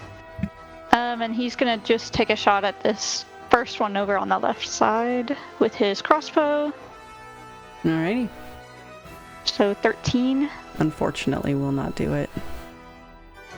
Alright, and then he'll take a second shot for 18. That one will. Alright. So that's 9 of the regular damage. And then... He gets Oh my God. 1d6 radiant from the mantle.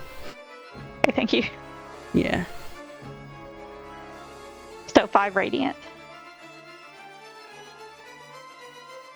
He is now bloodied and bruised. Hell yeah.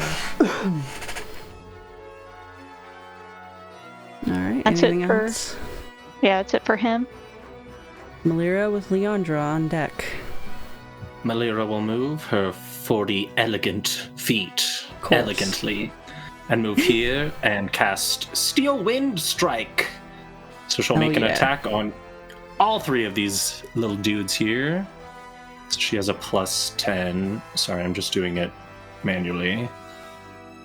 Oh, so horrible. 12, 17, 17. They have deck saves, or? No, it's an attack. Oh, I see. You just rolled 3d20. 12, 17, Yeah, sorry. 17. Okay. You tell me which All one... missed. No, you tell me which one you want the 12 on, because that one definitely missed. The one that's the least hurt, she'll miss on. The least hurt. Okay. So then, Elegantly, no less. yes, the middle and the bottom one, she will be the ones she Great. hits. So, They will take 6d10 force damage. Wow, not great. 22 force damage to those 2. 22. With that steel wind strike. You flourish the weapon used in the casting and then vanish to strike like the wind, so she's taking out her saber. So with this sort of arcane light, I like to think it almost looks just like this little where she was, it's almost like a line is left of this little arcane glow, and then she appears next to one, beheads him, appears next to another, stabs into his guts so far it just spills all over the floor. The third one she appears next to, unfortunately, seeing the horrifying way his friends went, he ends up ducking and she misses before she ends up reappearing where that light remained as she kills two of them. Sweet. And then as part of Steel Wind Strike, she then teleports to be within 5 feet of one of the creatures. So right in front of that one. Well, which direction did you face your wall of fire? Because isn't it away from us, toward the wall. That's fair. Yes, I was rereading Wall of Fire to be like, am I killing her here? Maybe she's a hero, but she's fine. Yeah. And that's her turn. All right, Leandra.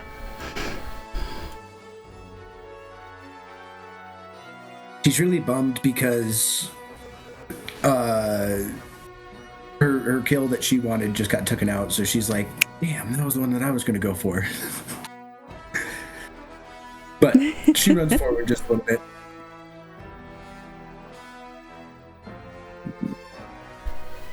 "30 feet right there. You want to help me move that circle?" Yeah. About there, I believe, is center. Yeah. And just because she really doesn't have a whole much else, I think she's going to cast her Sacred Flame again. I think she's got range for that. On that guy. All right, he makes a dex save, I believe. Yeah. I think a 24 will do it, unfortunately. Yeah, and he doesn't take another one up here? Yep. Yeah. Oh my god, I didn't even see that guy. Oh no. Yep. All right. I think that's it for Leandra then, isn't it? Yeah, I mean, that's action. I mean, she was going to use a bonus action and use her sword, but now she's too far away. Okay. Clerics and their limited speed, huh? I know, for real.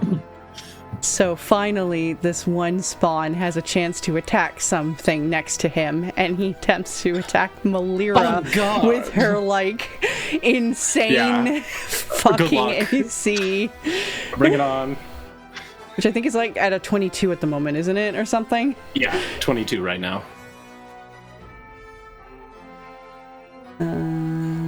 Oh no, it's only 2 claw attacks. It couldn't grapple her, so it can't try for the feral. Yeah, miss. She just kind of shifts and flows so elegantly. Actually, I think she shifts on one, and then, her magical barrier just takes another one. Yeah. Just raw aura. Pure riz. Altus. At the end of that thing's turn, it takes 27 fire damage. Oh, yes. It is now bloodied. And I think that would be bruised as well. I don't know what 1/4 of this is. Honestly, we're doing very well. I don't think any of us have been injured, except Molly, who dove into the lake of blood. So I don't feel too bad. There might be a reason she got hurt. Although it is cool ranger shit. It's very ranger. It was a great move. Let's see. No, it was. Okay, I'm moving there for my 35 feet. And then... Oh...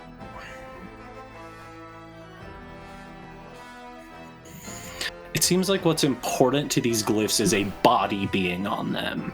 Like a living one. But it's not like these vampire spawn are, doing anything. They're just, sacrificing their life force. So, incapacitating him wouldn't matter. I don't, let's make this a little interesting. I'm gonna bonus action use my little cloud jaunt thing to get here, and then look over at Melira and say, "Hey, you got that one?" She blows you a kiss. Oh, stop. Okay. Hey, I'm maybe not dating, but I have something going on with your son. Darrellin, do you remember him? He is your child. Okay. Of course. Anyway, I hope this isn't dumb.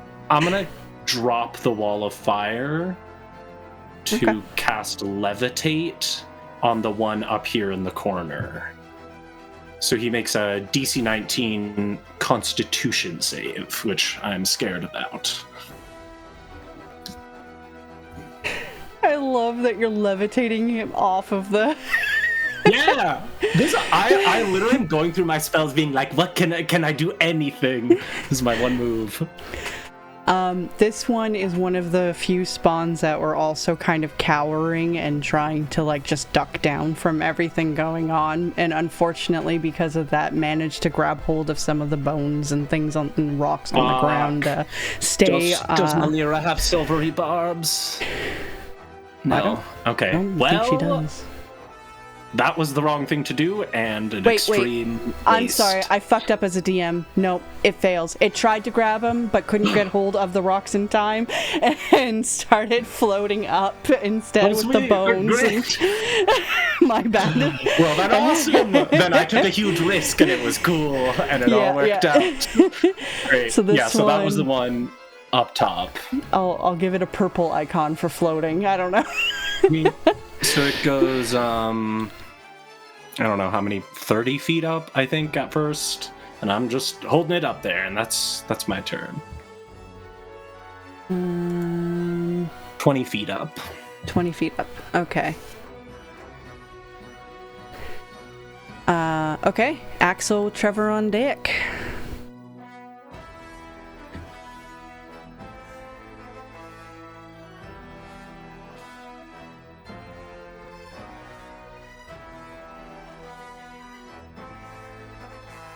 Jay, are you there? Can you hear me now? There you are. Okay. Yeah. Well, Axel's having good luck throwing shit, so Yes, he is. he is going to advance forward and he's gonna throw another guiding bolt at the guy all the way up north. I will say that one is floating 20 feet in the air, so it's not powering the sigil anymore. It is up to you, though, to like still hit him. I just wanted to reiterate that in case so you... the one powering the sigil is the one on the left side? Yeah, this is the only one left powering it in front of Melira. And it went after his woman. So yeah, that would make sense.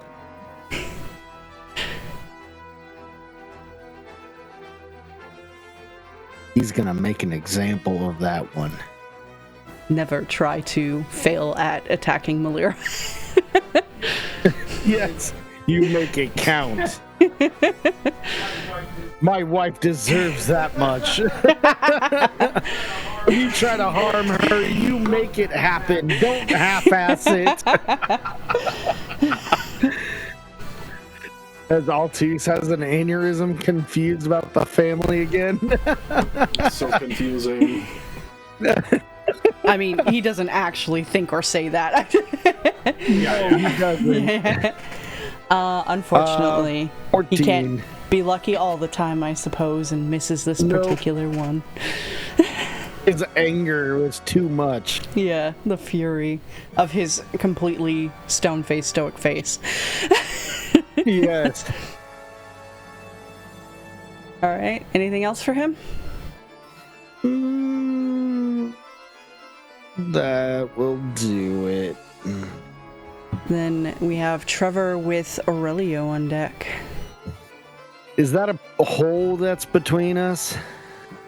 Or is that just the ground? I mean, it does give way a bit, but it's not Like styling? Yeah, I'm not going to have you roll anything for it. It was just You know, it's not a completely level All right. surface. Okay. It's like maybe Breaks 5 his feet or ankle something. into Yeah. the campaign. Yeah. We all Him. die. Super trap that like kills every.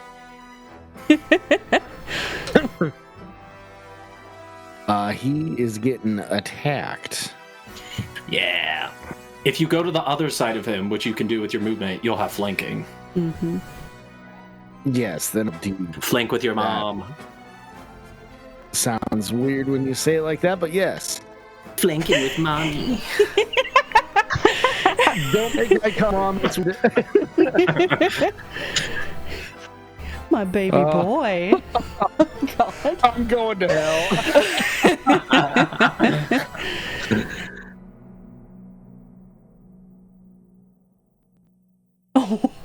Oh, 13. yeah, that won't hit. All right, second attack. Wow. Oh. Okay. Hey, there you go. Yeah, Hey, there we that one will go. hit.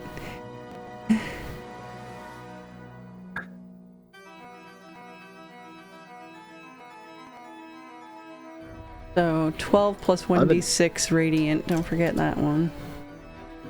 Yep.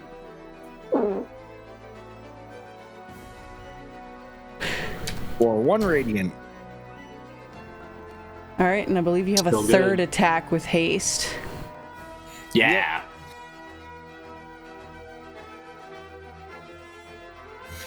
Meow. Fuck yeah. Meow. All right, 27.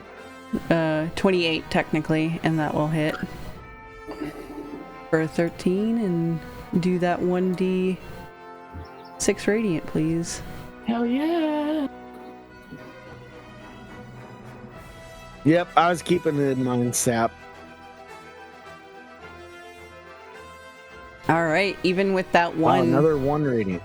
how do you want to do this? As that is all he had left in HP. Fuck yeah. So he basically like swings and slashes them like across the back and then just comes straight through the back like upward where it's like pointing out near his face Hell as yeah. it burns with a holy fire. And he leans in and goes, "Goodbye." And he Just screeches. kind of lets it resonate in there while he burns to ash. He screeches in that radiant fire, especially with the fury of Atreus behind it. Yeah, he ends up being dissolved and erupts into this white and red holy fire as he dissipates into ash. And although you guys see all of the sigils seem to be off, that barrier is still up.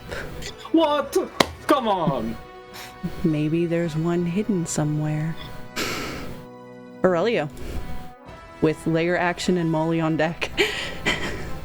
So for Aurelio here, he's just looking at this guy and he's just shaking his head and he says, you're insignificant. And he just turns away from the spawn and he reaches over his shoulder and he pulls out his quarterstaff. Yeah. And this is the quarterstaff that he sharpened to a wooden stake for pretty much this moment. And he looks down at Stryx, who's just paralyzed, just laying there on the ground, and he just tries to stab him right in the heart.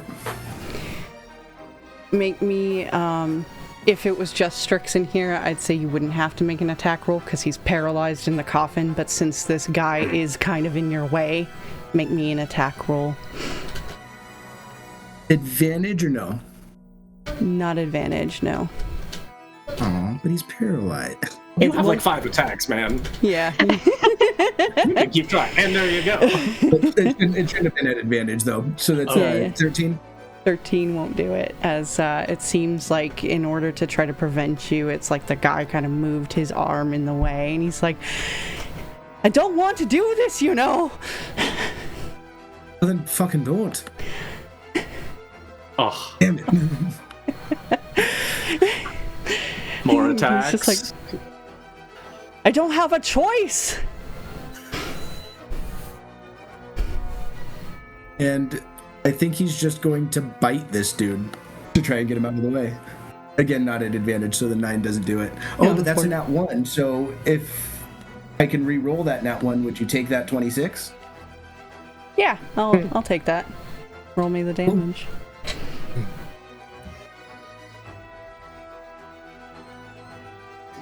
13 on the spawn. He calls out in pain. Fuck out of my way. I'm a slave, man! What the fuck? Top of the round, he continues his art is sketching into his back. You see the blood that has been soaking now kind of lifts up into the spidery tendrils around you guys and coalesces above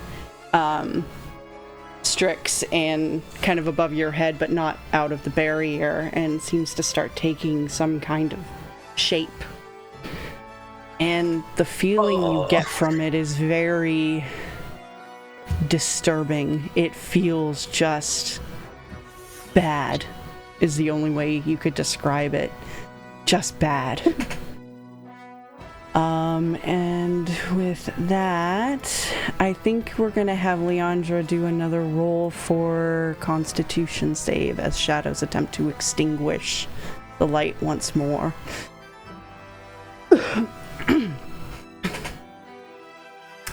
Unfortunately, with that, you see the shadows finally do manage to come and crush the glowing daylight spell.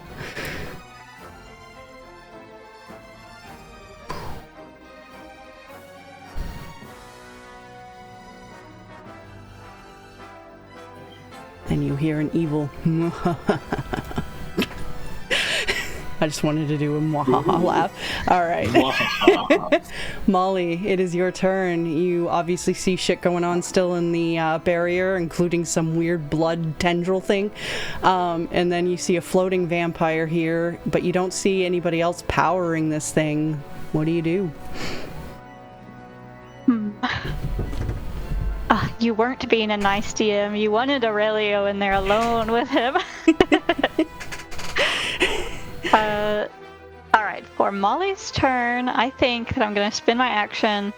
I think she's going to activate her winged boots. And then she's just going to, like, levitate. I mean, basically, it's like 40 feet in the air. We'll just do 30 feet in the air. And can I make a perception check to see if I see another spawn? Actually, I think with 30 feet, you would automatically see. I don't know how to make it so that you can see solo, so everyone just, imagine you don't see this as I delete the wall. But you see how this wall is here. There's an extra little lip on the side here where one is cowering and hidden and trying to stay quiet. Yeah. Besides, I assume you would pass that information out anyway. Oh yeah, absolutely. She'd do the telepathic connection that she has with at least some of the people here and just say, I see another one over there by Malira and Trevor. Oh yeah. Blast him! I think because it cost her action to actually do the winged boots. So I thought it was only a Action bonus surge. action. It's not. Let me see. It's a magic action. Crazy. No, that's not what I mean. Hold on.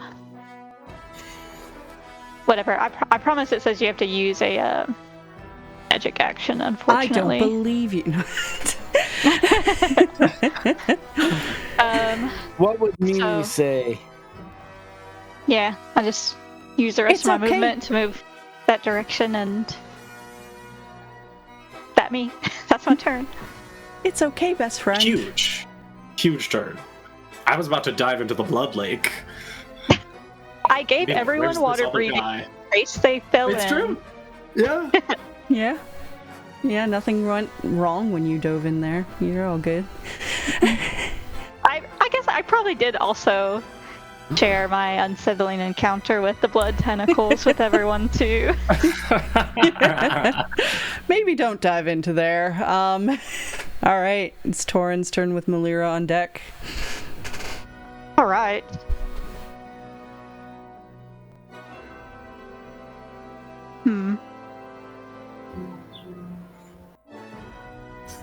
I think he's the only one one of the few not in the connection, but Leandra is, and she would just kind of point it out for him and Axel to know where. Okay, perfect. So he's got 30 feet of movement. So he can get about right here. If he dashes.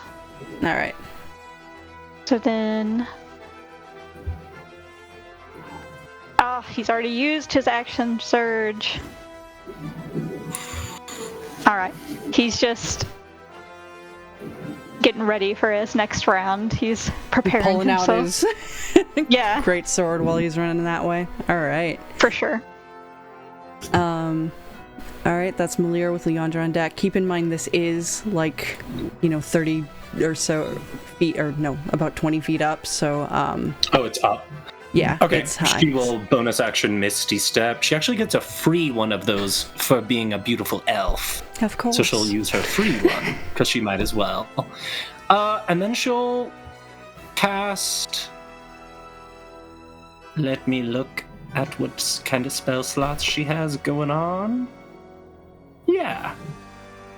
That's fine. Well, actually, let me see if she will have movement left. I guess she'll stay there. She's going to cast Thunder Wave at a... I don't know, 3rd level. Why not? Fuck it. So this vampire will make a Constitution save or be pushed 15 feet away from her and take some damage. I assume a 12 is not going to do it. It is not. So it's going to take 25 thunder damage as it is blasted 15 feet back off the glyph and into the lake of blood.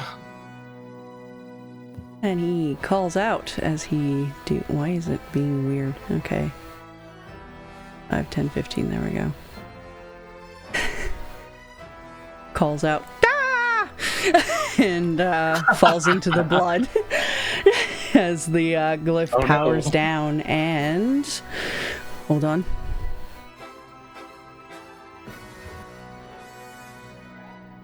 Vampire Spawn was a cartoon bird. The barrier breaks. Oh, thank God. And dissolves away. Ooh, can I make a point of clarification just real quick? Yeah. I think I missed a D6 roll for that radiant damage because I technically landed an unarmed strike on the spawn. Oh, yeah. Yeah. Okay. Roll that D6. It's a 1. But Every bit counts. him down. He was at 69 HP, now he's at 68. Nice. Damn. Good stuff. Alright. Leandra with the spawn on deck. Yeah, I think she's probably moving forward here and trying to attack said spawn here with her sword finally. Yeah.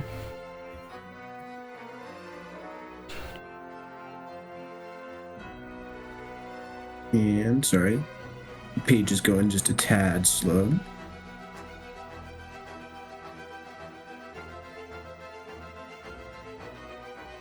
Oh, sorry, I was going for the two-handed. Will you take the 17, though? Yeah, I'll take that. Awesome. So 14 damage, and then I'm going to do an additional D8 with one of her divine strikes here. So 16 total damage. She also gets On that another first D6 for her mantle. Doesn't it affect her too? Oh, yeah. That's right, it does. Roll that D6 here, so another 2. Whittling them away. And let's see.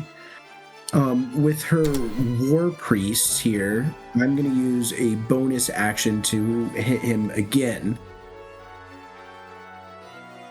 Hell yeah. Can't use the divine strike on this one. Okay. 12 I don't think hits. No, unfortunately. Damn. All right. And I think that's it for her turn. All right. This one is hopelessly floating. I don't think it can do anything while it's stuck in the levitation from Altus. Correct. This one scrambles to swim back over. Gets back onto it. Onto the sigil. What? Wait, how much movement does that require? Well, even if it was... feet? Oh, I guess it could dash, yeah. Even if it was at half movement, it was only 15 feet away, so 30 feet of movement, half would be 15. Oh, isn't it down, though? Aren't we up? So we, like, knocked over and, like, down pretty, like, 30 feet? No, I didn't imagine it was so hard for that. Plus, I was giving that to Molly to pop in and out easily, so why wouldn't I give it to Spawn, too? Oh, I thought Malira had to Misty Step up here because it was, like, elevated. No, okay, so this part is beneath that. Oh, I see. Sorry. Listen, Yeah. important battle. I'm trying to argue for every advantage we can get. Damn it. So it does scramble up. God damn it. I removed the map part that had the glowy sphere, so we're just gonna have to imagine it's still there. Or That's came fair, back, yeah. Powered back up as it does that. And then it's gonna take 2 swings at Malira. And possibly a Good third, luck. but I doubt it's gonna fucking hit her. So let's, let's be real here. Does a 27 hit her? It does, and she won't shield because that's her AC with shield, so she'll take some damage. All right. I also need her to make a Constitution saving throw as she takes 10 slashing from the claw, and it grips her and tries to yank her into a bite. Leandra or Malira? Malira is getting attacked. Malira. Leandra is now stuck in the barrier with you, by the way. So. She got a 4. Yeah, she will fail that.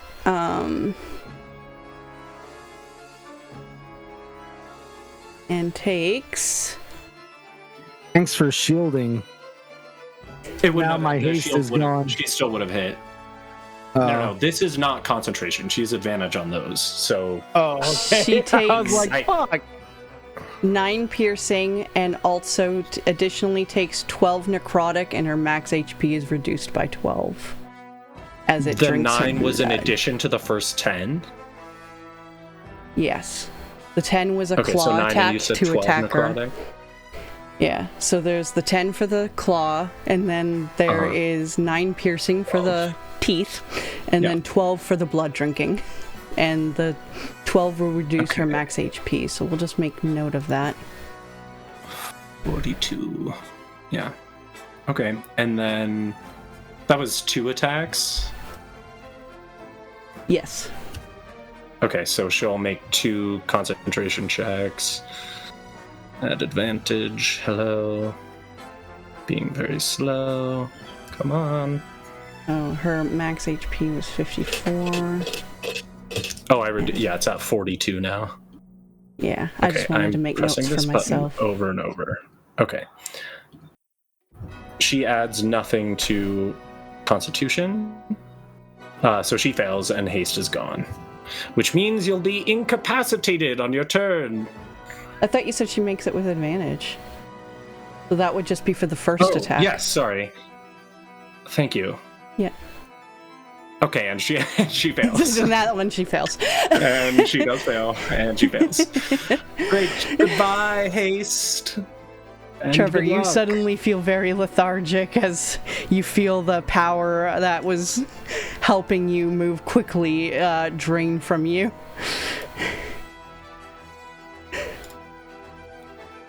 All right. And with that brings us to Altus with Axel on deck. I had a whole plan. I didn't think that guy was going to be able to swim back immediately. I guess her... Oh, boy. Man, I mean, I truly have... I have no idea what to do.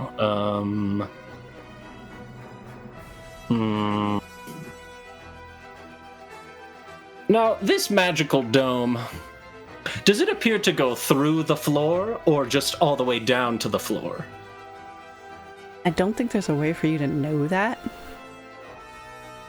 can I look at it and know? Could I make an investigation check? Yeah, I'll allow it. Sweet. Okay, and that's a nat 1. Does appear to be going through the floor.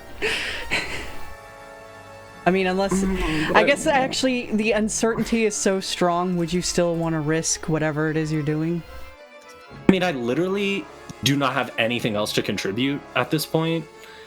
I don't want to drop the guy, because he'll go back down on the... Also, I'd say that one's probably... The one floating's probably one of the women. They just have the same icon, so I was always he, but technically there is a mix between women and men here. Totally. I mean, we could fully just... believe this will not work. Well, I know I can't teleport into... I don't know where the boundary of the little dome is. I think it was like... You know, it was only like 10 feet around it or something. Yeah, it wasn't too much. Anyway, this is probably wrong. Yeah, I don't have anything that can deal damage. I want to say it was like about there.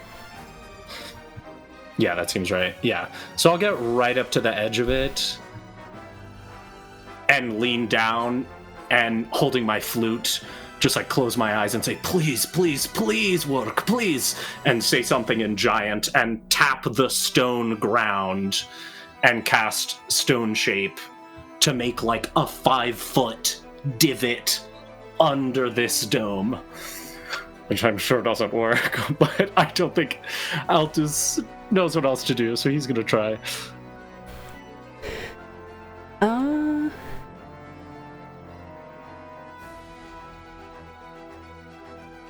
You know what, Altus? I'm gonna give you one thing here to give it a good shot. Can you roll me like as whatever your magic attack would be, like a firebolt or whatever? Sure. Yeah. Charisma 15. Alright. I think with a 15, there is this moment where your heart kind of sinks a little bit as you see more of that barrier. But then your dragon golden tattoo kind of glows and shimmers and sort of carves a little more deeper into the rock, giving you just a bit extra space. And you manage to actually pull out a little gap. It goes into the ground, but not all the way. And there is a small gap there. It would be considered like difficult terrain to sort of squeeze under there, but you can do it, as your dragon tattoo almost looked like it was breathing this magic into what you were doing. Awesome. Sweet. Thank you. That was very generous. I appreciate it. You're welcome. I've only used like 10 feet of movement, so I'll use the rest of my movement to get in here, just right there. Okay. That was my action. I'll use my object interaction. I'm going to take out my harp, which is like a family heirloom 500 years old, and I'm going to break it in half over my knee so that I have 2 wooden stakes in my hand. And that's all I can do. Look at Aurelio and like the one vampire spawn in Leandra and be like, one of us has to succeed, right?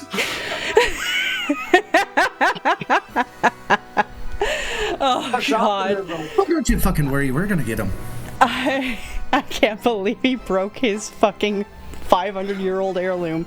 Alright. You know, it's for Portardis. Axel is up. Trevor won't be on deck because he's going to be lethargic for a turn, so Aurelio's on deck.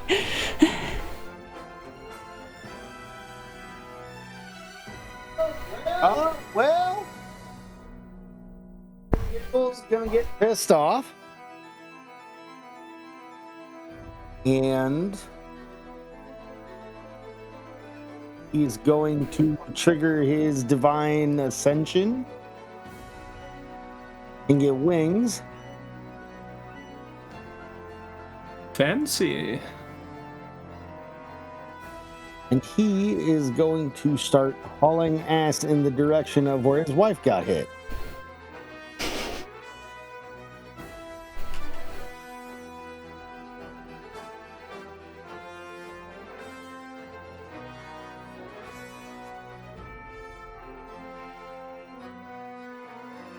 And that is his name.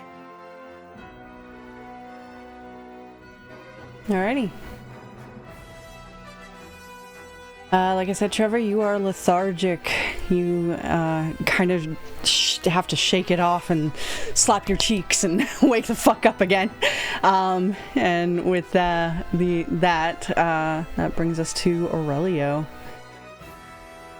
I think you just get this from Aurelio, that just this, well, I curse you, Aleister Stryx, and as he lifts up his staff to try and strike at him again, he is going to cast his hex on him. And I'm curious, now that Leandra's in here, and maybe distracting that other guy by hitting him just a little bit, do I get that shot in on Stryx or no? Or at least the advantage on the shot? Yeah, I'll give you advantage on it, because she's kind of trying to battle him out of the way. And Altus is flanking him. Yeah. Oh yeah, that's true too. So you would, yeah. Why did I break my harp? For a good cause. One of you three is gonna do it. Hell yes! A 29. For 29, you see the spawn attempt to leap into your way, but Leandra manages to shove him back as your staff comes down, and through his back, there is a moment where it's almost like the world pauses for just a moment. And at first, you all hear or actually Aurelio is the only one that really hears this. There is like it's almost like as you're doing this somehow like like a gaping void sort of opens beyond him, and it's, you see this ritual, what it was connecting to, a dark, evil place full of pain and suffering. The screams of the anguish are almost more than you could bear, even if you had some sort of way to roll a nat 20 on a con save. Like it would bring you to your knees just to hear this. And you see, as your vision kind of pulls down, someone looking up with these red and black eyes at you. And this just seething anger for what you've stopped here, for what you've done here. Everything you have caused, all the years of build-up for this ritual. And you fuck it up like this. And what he tells you in this moment without any words is you're going to fall too if you keep pushing forward. What do you do? I think Aurelio is just convinced that he's got Abysria's protection at this point. I mean, it's her age, he's married to her. What's this god going to do to him? So he just like lifts up a middle finger at it and just drives the stake further down. Well, good news is at least you can be with her if you do die. And as the stake plunges through Aleister's heart, the last thing that you are shared on this planet is Vexthal showing you the pain and suffering Willow is going to go through as he loses you. And a hole appears in Aurelio's chest in front of all of you as he crumples into the coffin with Aleister. What? The vampire spawn backs the fuck away now that he's not controlled anymore. The other one too is just I'm out of here, and runs off so that the barrier shuts down.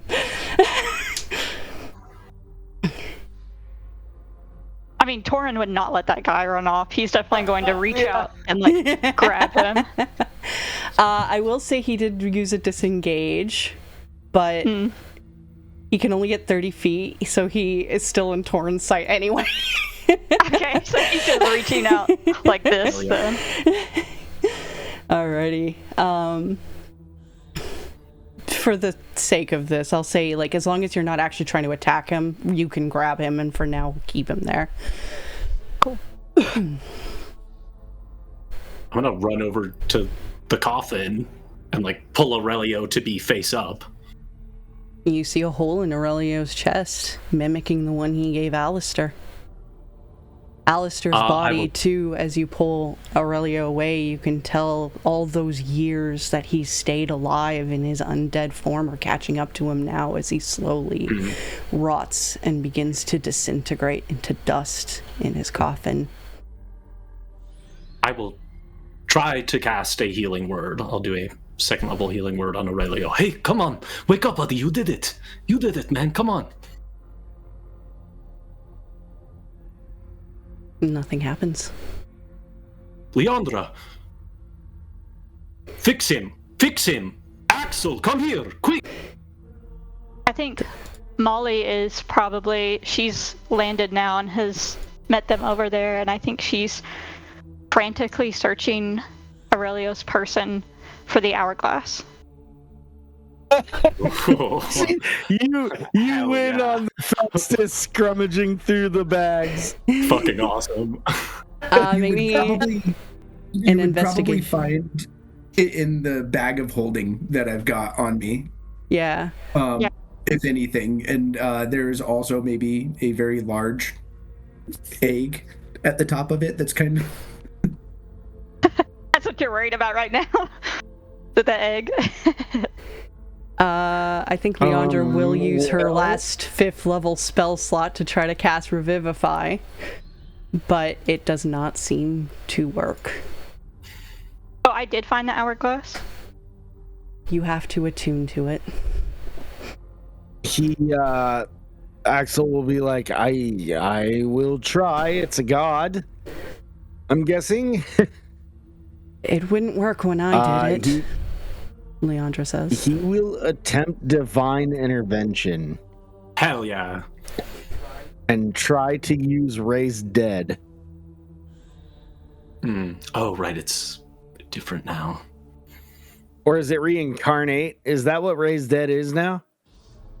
No, sorry. I meant divine intervention is different now. Raised Yeah, they changed it to where you can do a spell. I mean, Is I Raise Dead personally, reincarnate? you know how my gods are, so if you were like, you know, hey, there's this crazy thing I'd like you to do, I mean, obviously, we'd talk about the mechanics of it. You know me. I'm a little more loose with that. Yeah. But in this case, yeah, make me the roll for divine intervention. Question is, was he considered undead when it died? Aurelio? Yes. No. Well, I don't know. I mean, he was like an undead vampire guy, and then, you know, Yeah. he became like a werewolf. And so, like, I'm just asking for the spell. That's fair, that's fair. No, not in this case. He wasn't undead at this point. He did go through a lot of shifts and changes, didn't he? Yeah. I think you have to roll a D100 and Well, let's see here. Closes all mortal wounds, but it doesn't restore missing body parts. He's not like missing his heart, is he? you don't know. Well, I mean, would Axel like looking down at him like there's a giant hole? No heart. Make me a medicine check. Right. All right.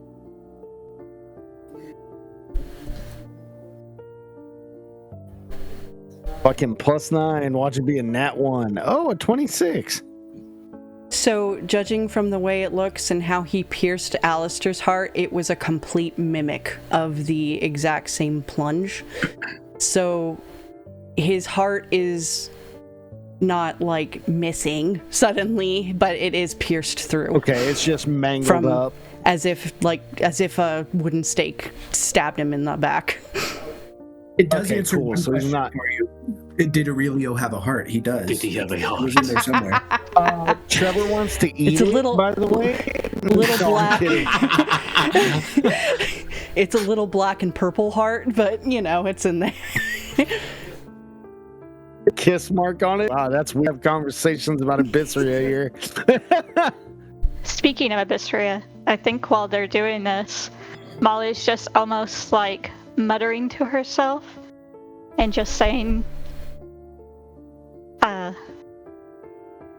Abysseria, I think that he expected you to intervene here. And you could do that right now. You could let us use this. Yeah, but if you rewound time, it would rewind that you would do. You're right. I could. Didn't you love him? Darling, I'm chaos.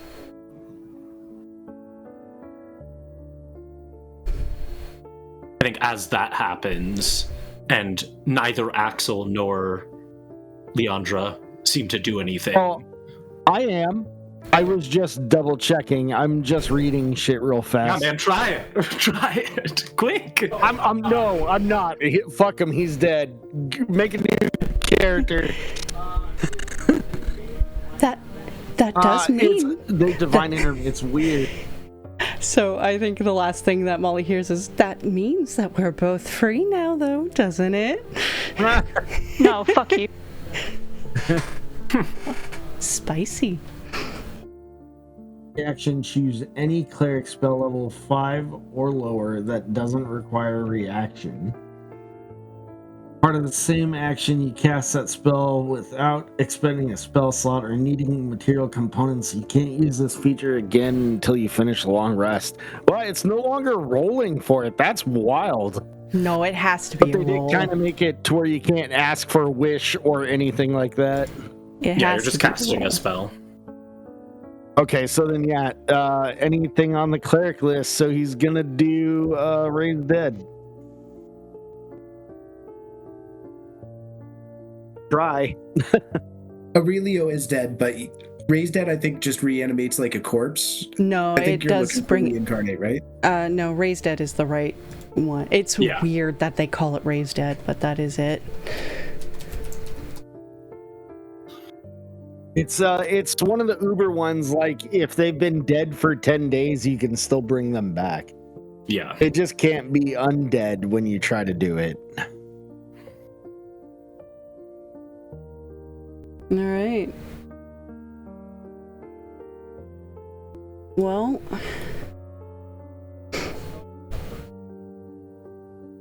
So I guess to the DM, if the spell persists, how strong my god is, and if this is letting him, I don't know. there is. Axel has tried. As Axel tries. Although, to be quite honest, I think your family would kind of hesitate. Leandra even hesitated, Axel. but Axel would have hesitated. That was him thinking Yeah. on the spell like me. But he would have been hesitating, but probably have done it, considering the greater evil yeah. was just killed. As he does try, he can feel the magic infuse out, and unfortunately, all of the blackthorns hear Grandmama say, I'm sorry, this god's power is beyond what I can do for you. And it fails. You can't do anything. Neither of you can do anything. I'll walk up and like grab Leandra by the collar and Axel with my other hand and like shake them. What the fuck is the point of your stupid fucking gods if you can't help people? And like shove them away as hard as I can. Leandra kind of backs off a little. Well, Toos, I'm sorry. I know you're upset, but there's nothing more we can do.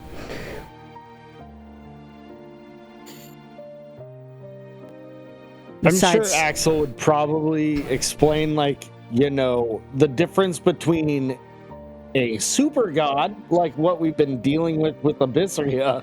Shut up, Axel! Don't fucking talk about religion to me right now. I'm gonna like turn around away from everyone and look up and just out loud say, "Yeah." Go ahead. Sorry, I was just gonna say I'm not sure Axel would actually start trying to lecture at the moment. Yeah. Oh, that's fair. Yeah. Right. Yeah. Like I'm gonna hold my arms out and say, Thessal, you are the only one. I met all of you fucking gods, and Thessal, you are the only one who took any kind of action, and the only thing I saw you do was help heal people, so do it now! Please! Oh, I'm not gonna let Thessal down here, you hear in your head. You fucking monster, I fucking hate you. But I love you. No, you don't. I'm gonna walk over and pick up Aurelio's body, because I'm probably the only one strong enough to carry it on my own. I mean, Molly's definitely right on your heels. Said, I think Aurelio would walk over and help. I think Aurelio would shift down to his halfling form anyway, right? And stop! No, he doesn't. Yeah. I mean, most times when you're in like that werewolf form and you get like killed, you revert back, right? Yeah. So yeah, he probably shifts down into his small halfling form. I bet his clothes are like all tattered too. Like, yeah, he's looking rough. Trevor will help. I think seeing his halfling self, I maybe only saw him as a halfling once, or maybe twice. Yeah. But looking down at him, I see Elia, and I'm going to use my last spell slot to cast Sending, and say, Dorelin, are you there? yes. Is everything all right? No. Stryx is gone, but Aurelio went with him. I know you are with all of his children. Yes. Me, yes. I'll let them know. Yes. I figure warn them before they see his body. Are there any other losses? No. All right. I'll see you soon. Yes. And he doesn't say much more after that. Yeah, I don't say anything. Just walking with... Trevor's gonna look over at Altus and be like, we should dress him up. Not bring him like this. I don't know if he would want to be dressed up, but maybe we can I don't put something over think it. he'd want to be presented like that either. I don't think he'd want to be fucking dead. But he is. Yeah. I'll look down at him. And try to cast a healing word again. Just look down and say, are you sure? Are you sure? No. When Altus does that, I'm gonna do a lay on hands. As you all attempt to pump into your magic to heal his body, I actually think that would heal the body. But it's as if his soul just will not come back to it. Out of the corner of your eye, Molly, you would have seen Nexen just briefly. That cold, black-eyed stare at the body, then at you, before he disappears from your vision. Molly will try to say something before he does and just say, wait. Does he linger at all? Yeah, he'll linger. Is this what he wants? Is he done?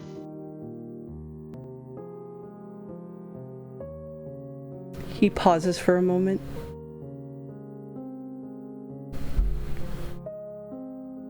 I came to collect many souls today, but I did not claim his. Another's did.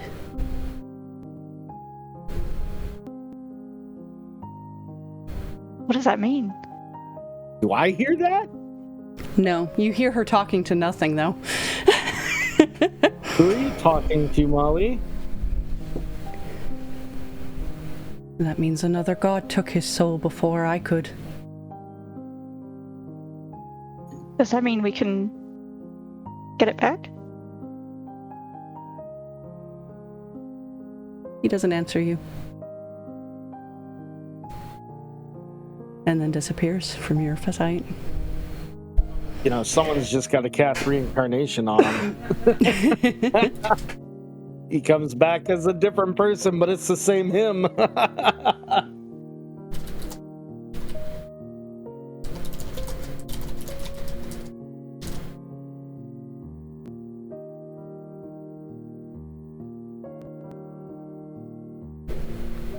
And you guys slowly walk out, back towards the manor. It seems to, as you continue up the house and everything like that, the creaking has stopped. It just feels like an empty house. Oh, what do you do with the 2 spawn? The 3 spawn left, by the way. Because they're not going with you if you're not going to force them to. Give them to the church. Actually, one of them, like the one that was doing the carving and was kind of freaking out about dying, dropped the knife and kind of tried to walk away. Just like, I'm out. I mean, I think we would just fucking kill him. Yeah, we drown them in the lake of blood. They're not innocent. They deserve death. Yeah. We kill them. All right. Yeah, to save some time, I will say beat them to death. That's what we do. I mean, the other 2, obviously, they try to fight back or escape. They don't. The one that's floating there, the woman would be like, please, please, I don't want to die. I didn't want to be a part of this. I had to. I'm a slave here. Remember, I couldn't control anything I did. Please don't kill me. Drop the levitate, which specifies that the target floats safely to the ground so they don't get hurt. And she lands in my arms. Oh, this is really dark. I'm going to walk her over to the edge of the lake of blood and just hold her by her throat under the surface. You wanted blood so fucking bad? So fucking thirsty for blood? Here's all the blood you could ever want. I don't think they can drown. God damn it. Okay. I don't think they need to breathe. They're undead creatures. Would you prefer to go to a church where you will be tortured and imprisoned forever? Or do you want us to kill you now? I don't want to die. I didn't want any of this. I just wanted to live a normal life. Great. I just shove her at Leandra. Leandra will grab her. He's gonna hand him his sword. There you go. I'm not doing that. All right. And he'll take the sword back. I'll make it fast.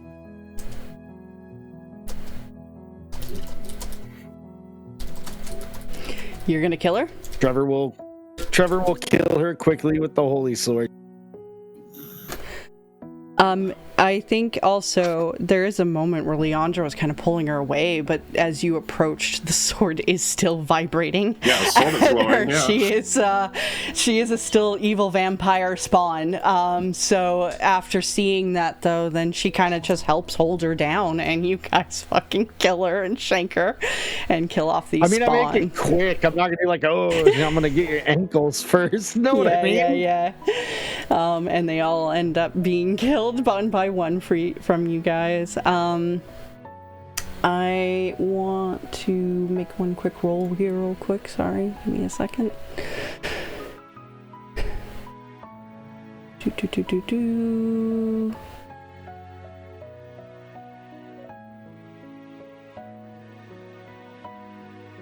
Can everyone tell me your passive perceptions, please? Because I don't want to open all your sheets. 20. 18.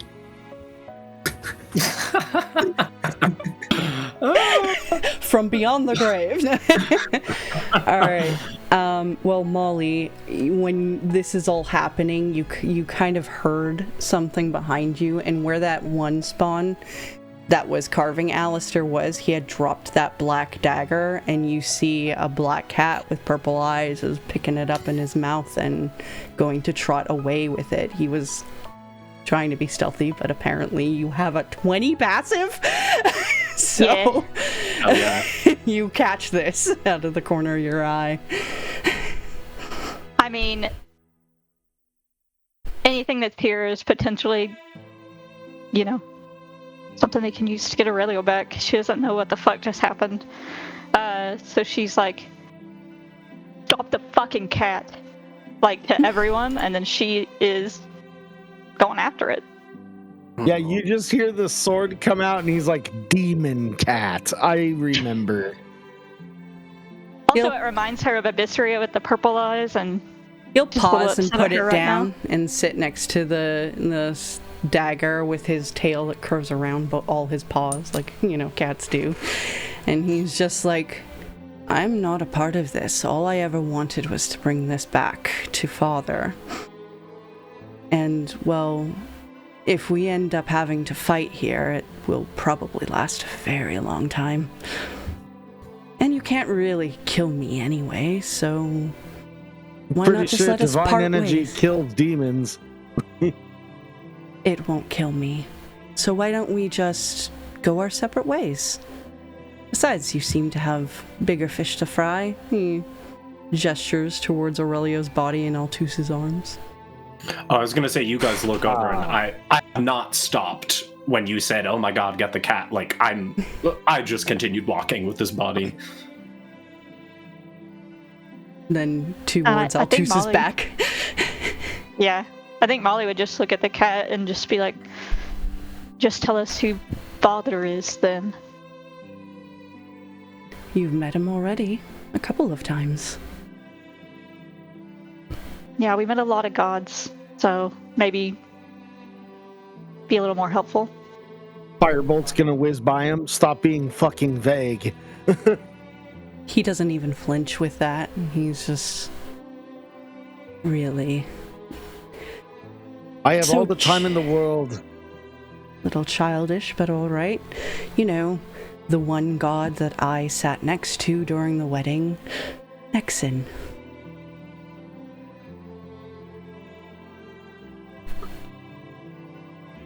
Fine. Excellent.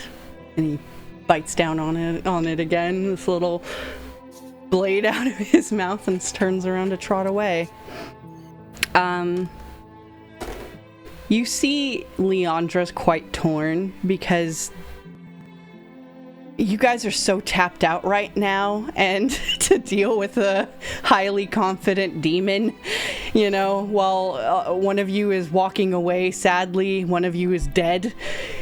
I think at this point she's like, unfortunately, there are some battles that are best left to retreat.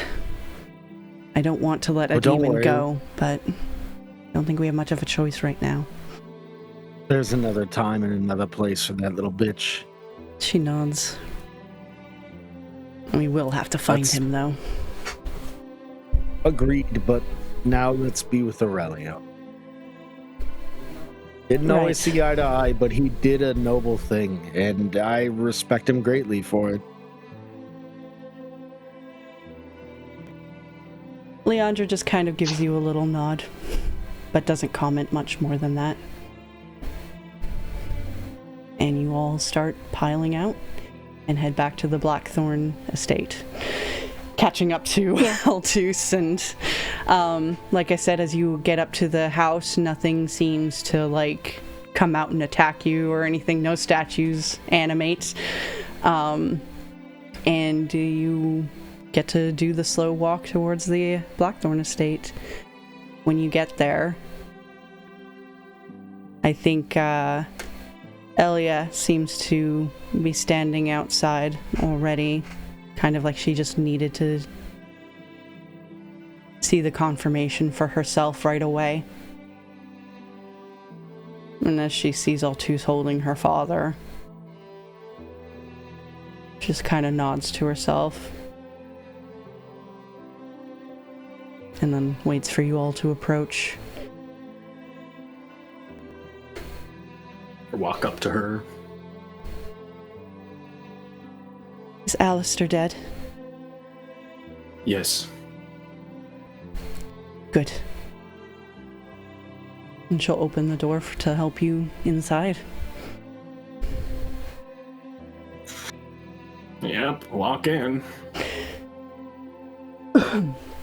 Inside, you go up to that living room space where you do see Dorellin is there.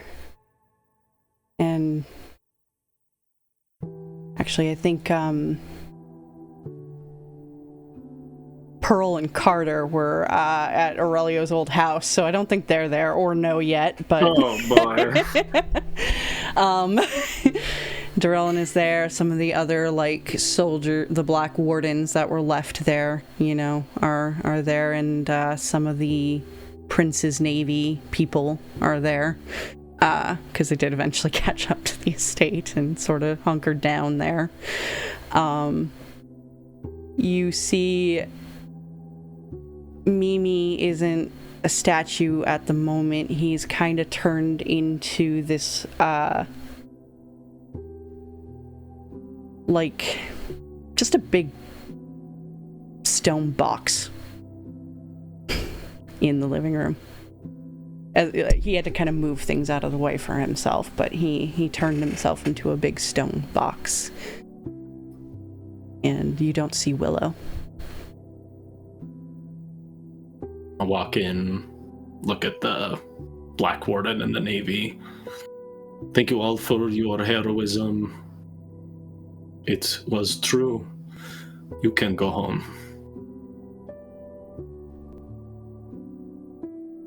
And the Navy people will just kind of give you all a salute. And then start heading out.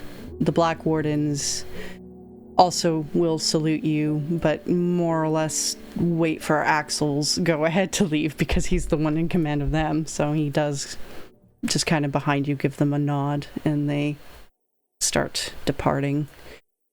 And as you also approach, although Dorellin does look sad for how you all feel, he is notably happy that all his family and Altus came back alive, so he's got a bit of a mixed emotions on his face, but he will clear a space on the table for you to put, like the coffee table, for you to put Aurelio's body down, if you wish. Yeah. I think I see him cleared and I hold on to it for a minute longer and then sort of shake myself out of it.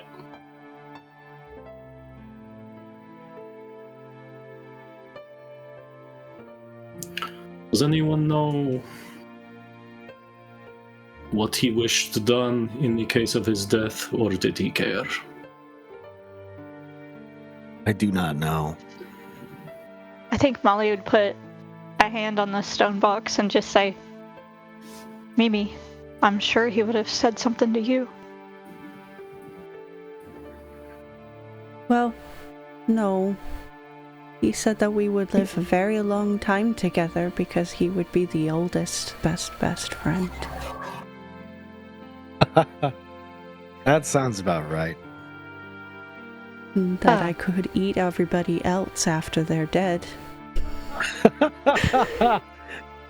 Well, that does cheer me up slightly. A bunch of eyes appear as they start leaking, down this stone surface. And he's like, but I never asked if I could eat him. Trevor's gonna pat him on the back. Mimi, do you know where Willow is? He is inside and crying.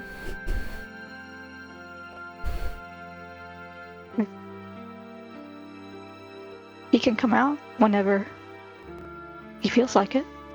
We're all here. There's a moment where you hear some muffled talking inside of Mimi.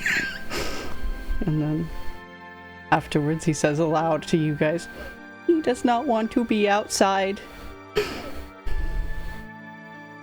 Time.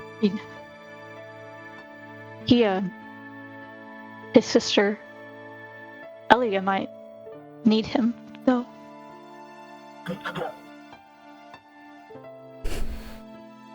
There's another muffled talking inside.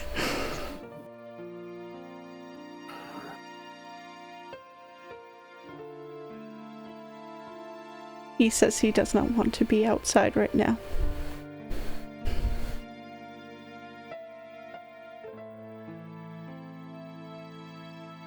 Lilia will say, "It's alright. I've had a complicated level of emotions with Papa, so I don't think I could consider myself as close anymore."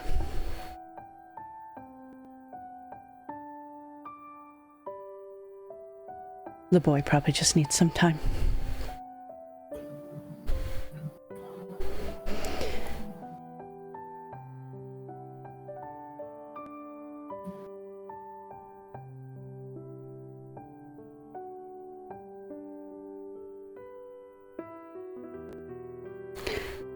Malira will then say, like, "How about a nice tall glass of wine? Anybody like some?" Sure. Trevor will kneel next to the table and be like, put his hand on him and be like, "Yeah, I know we never really got along, but it means a lot what you did to Port Arbis. I wish I knew the cost. And I'm sorry you had to pay it.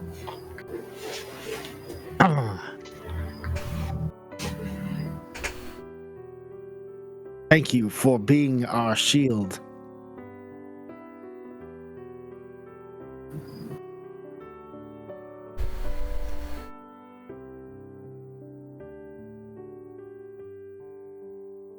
Trevor, I think you see that Altus is very moved by what you're saying, and he's not trying to hide anything right now, so just everyone in the room can tell that he desperately wants to say something to Aurelio. He's like, what a beautiful, like, poetic moment. And he just, like, can't. And this Trevor will look over. There. Sometimes the best words Altus aren't said. They feel it. He's gonna nod at him. Yeah. He nods back, like, just barely. But I think he deserves this. He's gonna take his shield and put it over Aurelio. Kind of, like, not, like, completely covering him because he's small, but, like, you know, like how they bury the knights. Oh, like you're gonna give up your shield for that? Yeah. Okay. You earned it. Get another one. Oh, he has as many as he needs. He just walks over to the wall, picks up another one. No, he stands up. Didn't mean no bloody good. You were the shield. You earned it. I won't hold another. He'll tip his sword on it.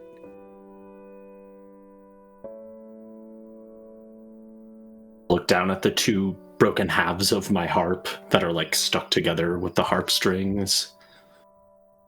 And then, like, put the pieces in my bag.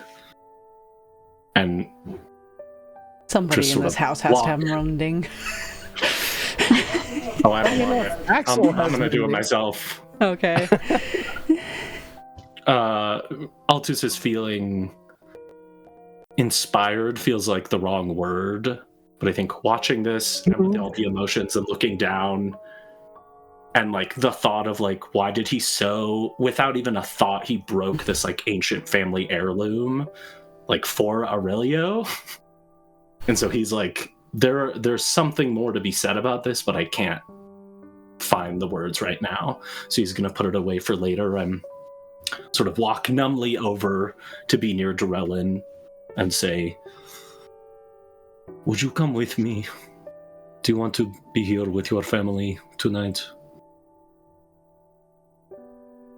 I think they would understand to leave. I'll come with you. Yeah, Trevor is like nodding at him, like, do not fucking stay here. He, like I said, he was relieved to see you all alive, but somewhat been paying more attention to Altus after that, so he heads off with you, wherever you'd like to go. Yeah. I won't take his hand, but I will lead him out, and as we're leaving the room, like, look at Molly, see you tomorrow. Someone has to go talk to Pearl and Carter. Yeah, let him have another good day before we do that. Trevor looks over. Do you want to be with me when I burn the place down? Are you talking to me? Both of you.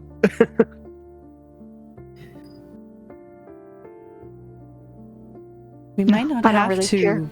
burn it down anymore.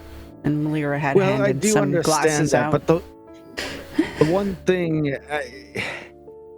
I don't know, the vibe I got from him was he really wanted to see it on fire, so a tribute. It was an evil-ass house anyways. True. It could be evidence. The king was brainwashed. It might be confusing. There's a lake of blood in his house. Maybe good to keep it around. We definitely need to figure out how to seal all of that off and bury it for the love of all the gods. But I definitely think we need to investigate the house thoroughly before we burn it down. And then I think that could be arranged if you feel that is the last wish he'd have. Yeah. Yep.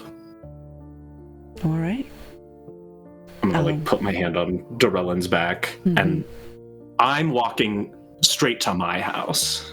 All right. Yeah. Because I don't want to sleep here. I haven't slept in my house since I met the party. Yeah. And now that it's like come full circle, and I I'm feeling like a scared little kid right now. I'm like, I want to go sleep in my bedroom.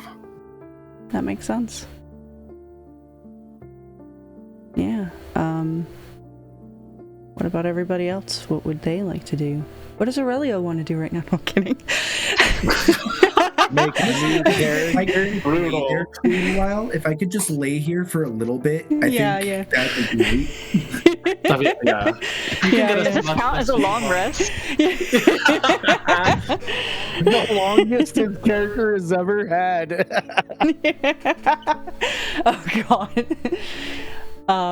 So I guess really what does Molly want to do? I think that even though she first turned Melira down for some wine, I think that she did end up hunting down a whole bottle of it. And I think she's kind of hanging out next to Aurelio and maybe waiting for the others to not be around. Yeah, I think after a while the Blackthorns would realize, like, you kind of want to be alone there, and they don't necessarily, except for Trevor maybe, like, they don't have any particular stake or connection to this guy except for what little they know, and the fact that a good big reveal of how many bad things he's done before in the past happened before you guys went on this adventure. So they aren't going to be disrespectful by any means, but they kind of just like seem to all need to be alone with him. And Melira will probably be like, Well, Axel's a little more, dense in that, so she'll be like, well, let's, go and, Oh, I don't know why I'm trying to make an excuse. Let's just give them some time, dear. And just grabs them and drags them away. I am curious, where is Elia in this? Is she still in that room too, or is she kind of gone off to her own space? I think Elia has somewhat zoned out a bit, just sort of looking at your body. Yeah, so she's still there. And that's not really who Molly had in mind when she said, but the others leave. I feel like Elia, Mimi, and Willow can all hang out there. That's fine. What about Trevor? I think she might be waiting for Trevor to leave too. Okay. So I think at some point, Trevor, you might get a bit of the hint that Molly wants some alone time here, so... Trevor will stand up, look at her, and nod. Be atoned. I have no ill will for him. I only hope he found his goddess. That's my only wish. He showed me there can still be good, even in, well, let's just say a little chaos. Molly snorts at that, just remembering the last conversation she had with Abysseria. Darling, I'm chaos. Yeah. He's gonna walk over and clap her on the shoulder. I'm sorry I couldn't do more, Molly. Right? Neither could I. But I'll leave you alone. I have some things to look into. All right. As you leave too, Leandra would also kind of come over and just give you a silent hand on the shoulder. She doesn't really have much to say. She doesn't really know you very much, but you just get that like she just wants you to be okay, that comfort. And the thoughts are with you kind of thing. Yeah. And then she'll follow Trevor out for now. All right. And you are alone with Elia and Mimi, a hidden Willow, and his body. I think she sets like a little wine glass also on the stone table and is like pouring some of the wine in there. She just says, and she kind of sits on the edge of it too, not really looking at him, just kind of like looking at the wall. But I think really before she sits down, when she's pouring that drink, she almost has like double vision for a second, like seeing herself there instead of Aurelio, and like what her pursuit of revenge could take her to. And I think that's when she just kind of sits and avoids looking at him. But she just kind of lets out a sigh and says, all right, asshole. I'm not saying goodbye because I'm bringing you the fuck back. I'm tired of these fucking gods intervening in this fucking bullshit. How many have I met since I've gotten involved with you? Every single one, it feels like. And every single one of them are fucking assholes. Abysseria, the worst. So, yeah, I'm not saying goodbye, because we're getting you back. And then the four of us, we're gonna go kill that bitch. But, I don't know how long that'll take, so until then, we'll find a place for all your kids and make sure that they're taken care of.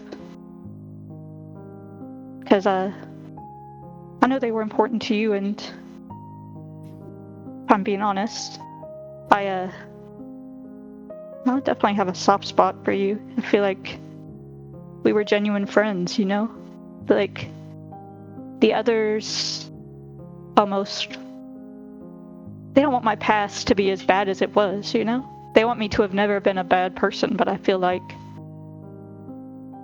you would have accepted me no matter how bad it was. And just seeing who I was today. And that meant a lot to me.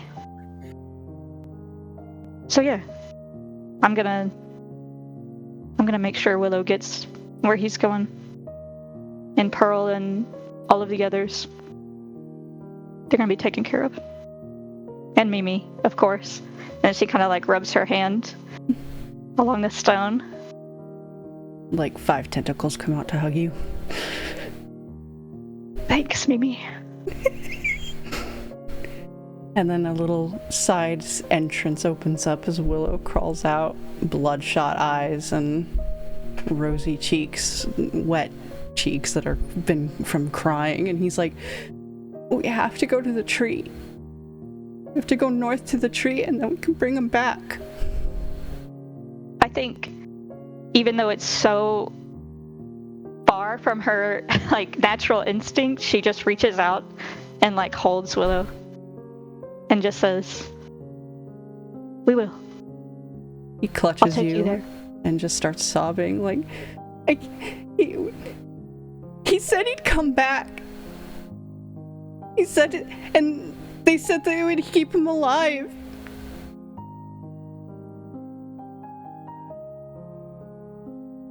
Yeah. Sometimes us adults overestimate ourselves. And I know that he tried his best. And that should be enough. But my mom and the herd and now him and everybody I love dies. Well, I guess that's been my experience in this life as well. But I think you just gotta make sure to carry some of them with you, like sometimes I still here, she starts choking up a little bit.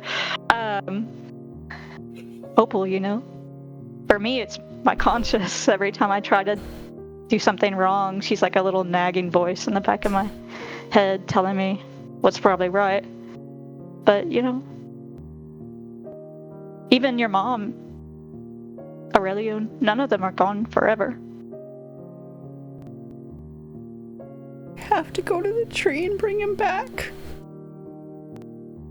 I think she just kind of like softens his hair back and kisses his forehead and just says, we will. And he stays like that, crying in your arms for a while. I also kind of forgot Torrin would have stepped out too. Yeah. And yeah, Probably. it's a lot of NPCs to name, but he's just standing there the whole time, like, awkward. No, he probably stepped out with Trevor and Leandra. He didn't put a hand on your shoulder, but kind of gave you one of those nods, like you got me if you need me sort of thing, but gave you space. Trevor, you would have noticed when you guys left that he is standing he went to lean against the wall in the hallway out there just to be near if he's needed. But he also definitely feels very awkward about all of the emotions happening right now, so. Yeah. But I think with that, as you are holding and comforting Willow, we will switch over to Altus as you head to your house. And I think you totally would have forgotten this, but as you enter, Azara would have come out from some shadows like that where she was hiding, and just sees the two of you like, is everyone okay? Did you kill him? And we Darrellin did. Everyone is not okay.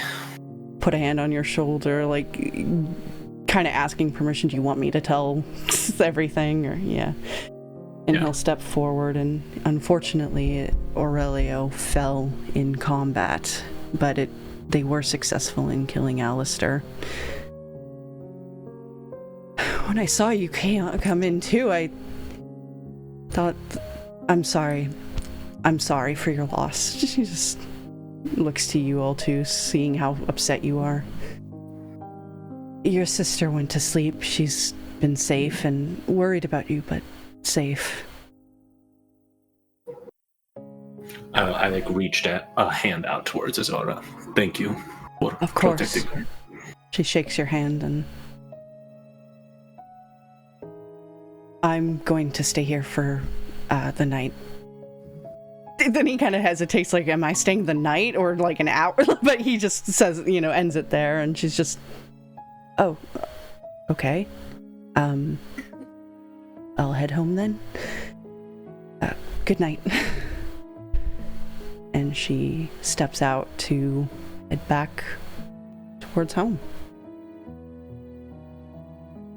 I take Durellin's hand as we enter the archway into the courtyard of my house, and I assume it's pretty late, so maybe no one's up. Yeah, your parents are definitely off to bed too. Like they had a different party than you guys, but yeah.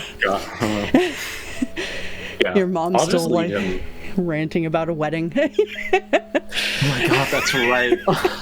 I forgot about that. Jesus Christ, what a day. Yeah, it's been a long time. Long day. I think I just silently lead him by his hand to my room. Yeah. I don't say anything, leading him through my he's maybe been in my house before.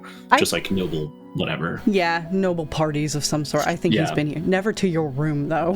That's definitely the place he's been, but I'll take him there and open my door. It's probably messy. I don't make my bed. Who does that? You have servants. They made it for you. Me. Oh, that's true. I think I tried to tell them not to. Yeah, I step in and close the door behind me, and I think just start sobbing. It's just been in shock, and just sort of collapses back against the door. As you do, he kind of reaches up and pulls you into a hug. As soon as he goes to hug me, I'm clutching him so hard and just heaving, weeping, probably not blinking my eyes, staring out the window. Just I thought they were going to get a happy ending. We saved her just moments before, and he has so much family that loved him so much. He strokes or rubs your back as you're weeping into his arms and just says, sometimes the world just isn't fair, Altooth. That's why we make the best with what we can. And I wish I could tell you something better. But it's okay to be sad about this.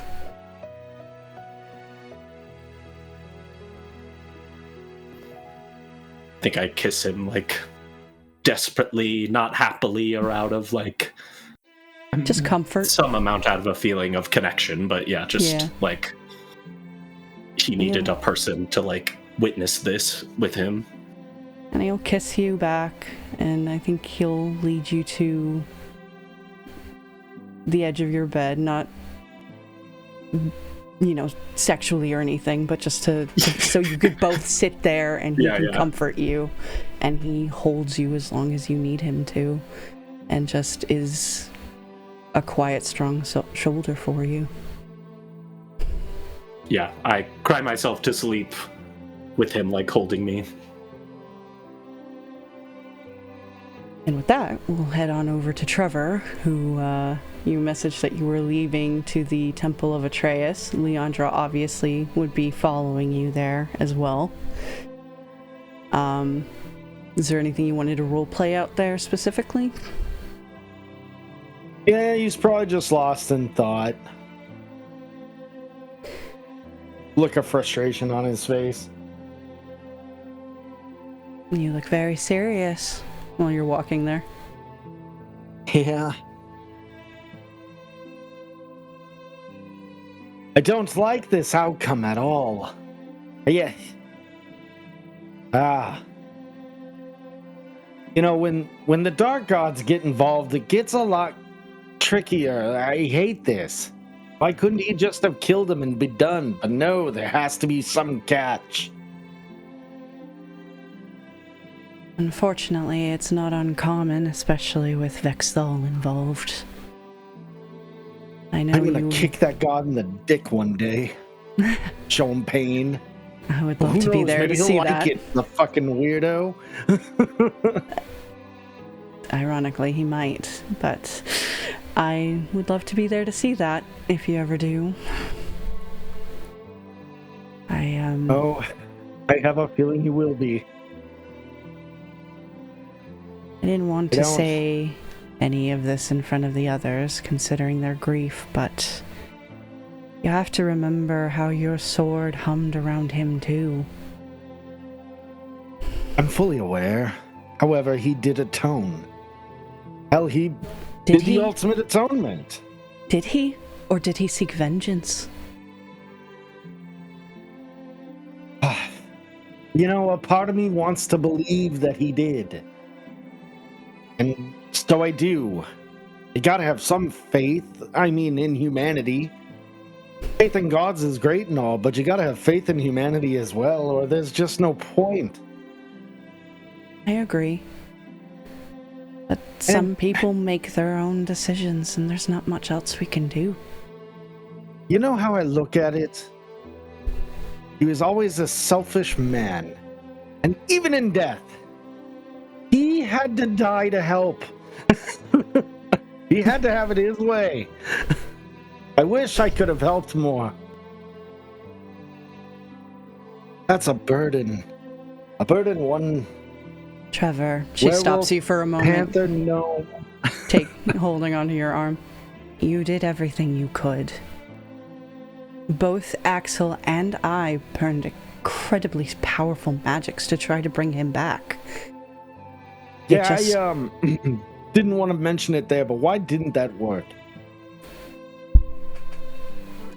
Not discrediting you. I'm more or less curious.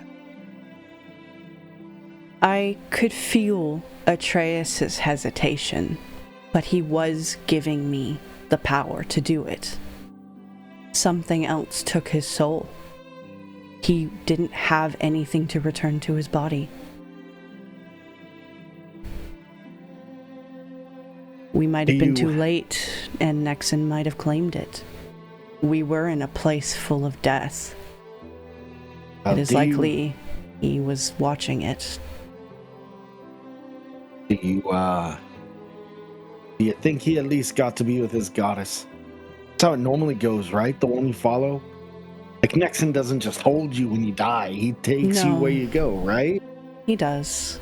As far as I understand it, he takes your soul and brings it to the place it's meant to go.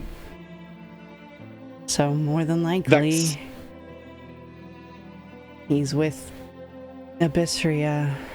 There is a hesitation in her face as you are talking about this. Vex doesn't have a way to hijack souls, does he? I don't want to lie to you, but normally I would say no, but that ritual, that place, it was seething with his power. It was disgusting. I could feel it. Who knows how much Aleister has done to make it stronger to the abyss. It is possible Vexthal has his soul. Which I wouldn't want to condemn anyone to.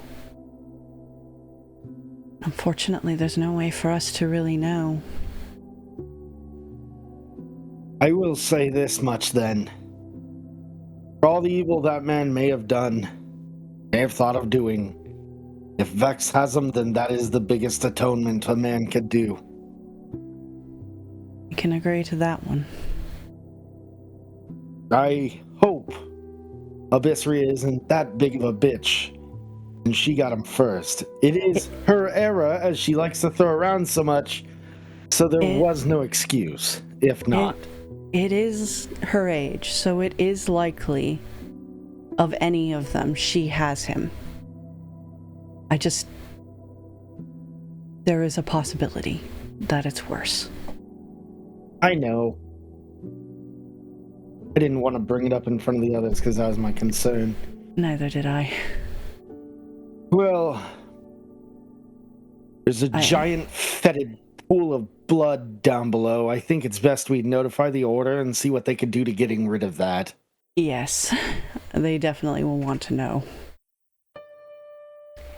And you guys continue to the temple. We don't have to necessarily roleplay the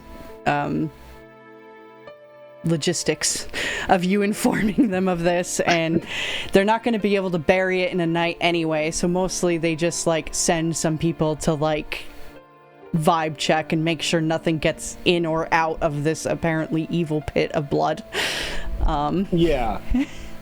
And just kind of, well, yeah, for the night, that's sort of what they do. Is there anything else you'd like to do? It is late, and I'm sure you are getting tired. He would probably just pray that, Atreus, I know you're probably the one who cares the least, but you did let her try to raise him. So I don't know who to pray to, so I'm praying to you that hopefully the chaos bitch was actually chill enough to take him and not vex. So he's like basically praying for his soul. Make me a religion check. It's Vexthal, by the way. Oh, I'm sorry. That's okay. But he would also, in lack of a better term, I guess, like, petition a pardon. Like, I mean, he did go out for the greater good and for, Port Arbus, no matter how he felt about the situation. So maybe don't judge too harshly, but I understand I'm also telling you not to do that, and you could ignore me, and I apologize. Give me a religion check. Toned. Give me a segundo.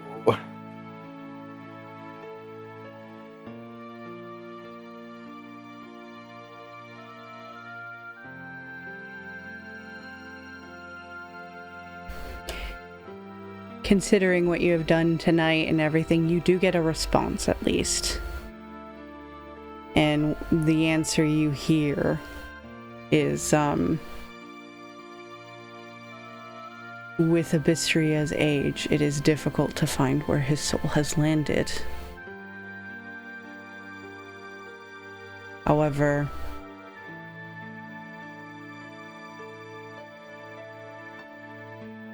grieve for a fallen friend, but do not grieve for his atonement, as I think it isn't as full as you believe it was.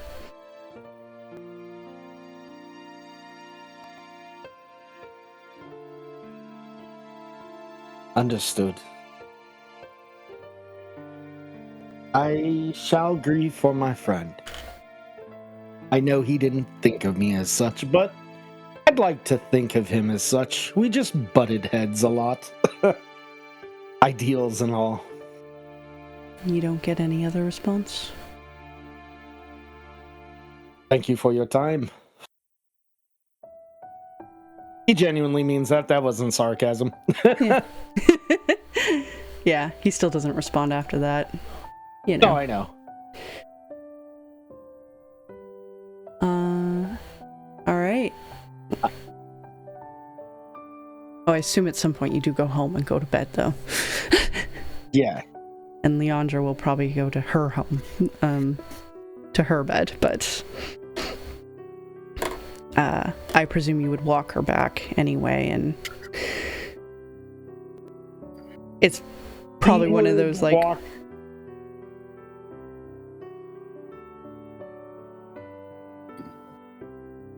Probably one of those awkward goodbyes or whatever, unless you were going to do more.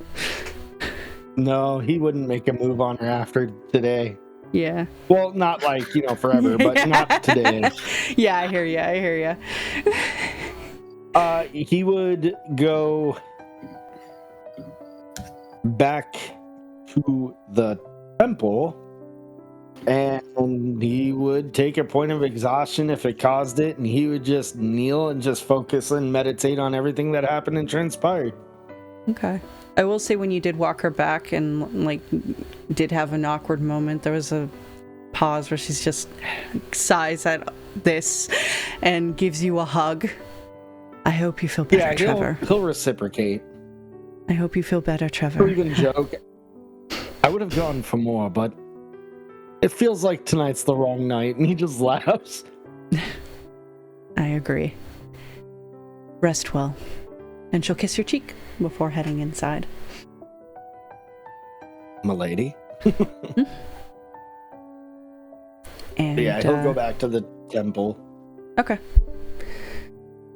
Molly, eventually, Willow kind of stops crying and passes out in your arms. Yeah, I think at this point we're more like sitting on the floor, and maybe he's just kind of like to the side of her, but just like has his head like in her lap. Yeah. Probably up against Mimi, he would have made himself less rock and more cushion so that you'd feel comfortable. Yeah. There were times where he'd hug you and cry with all of you too, and then times where he just chilled as a big giant cube cushion instead of a stony cube. Yeah. And I think the whole time Molly's definitely not trying to in any way like exclude Elia. Like she definitely says something to her every once in a while if she's still there, or just makes conversation. I'm sorry. I was reading a DM. What did you say? I feel bad. You're I'm okay. Sorry. No, you're fine. I said Molly definitely, if Elia's still there, is not like excluding her at all. Like she's making sure to like say something to her every once in a while. Yeah, there was like a time where you're like, she is staring way too long at this corpse, and kind of said whatever you did and sort of made her blink and look over at you like, pardon? I just, asked if you're feeling okay. No, I'm not. But thank you for asking.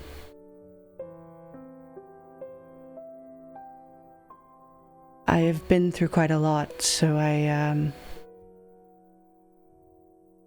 suppose I'm a little used to having to deal with pain. How do you feel having Stryx out of the picture? I don't really believe it, to be honest. Yeah. He's always shown back up. He was always so powerful and there. But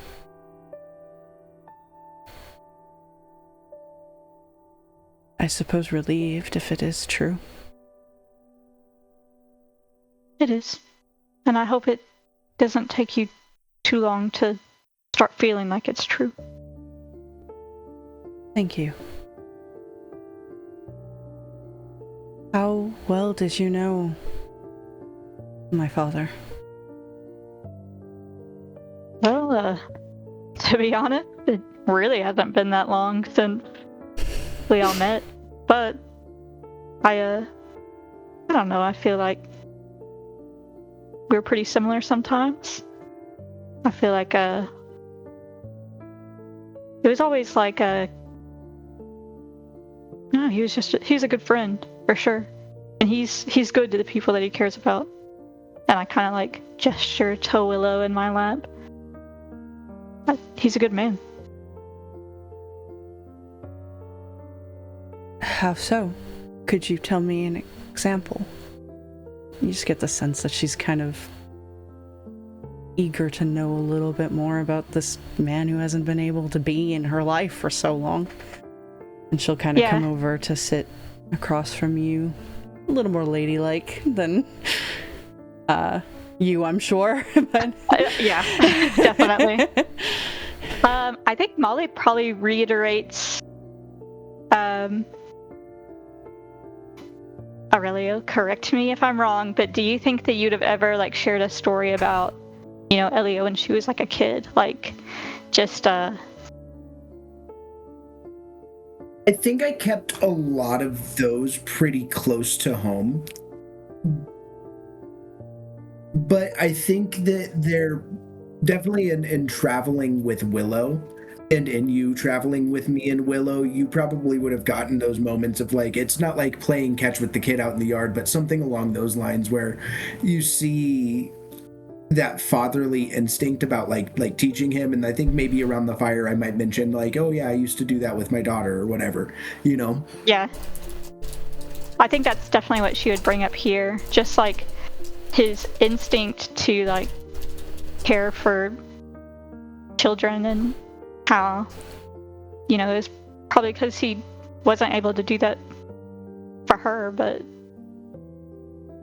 in a way it just shows how much he like fucking loved her, is that the rest of his life was trying to make up for that. she does tear up a bit, but actually let me see if she can keep her composure.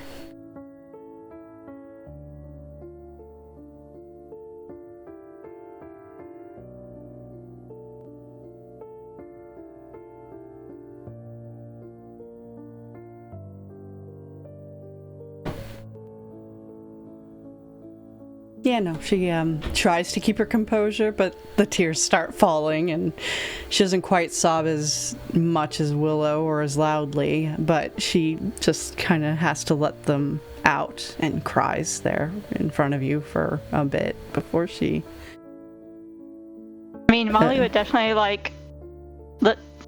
offer to her to be on the other side if she wanted to be, but it's definitely in an awkward way because this is not no. This is not natural for her. Not the Molly way. Yeah.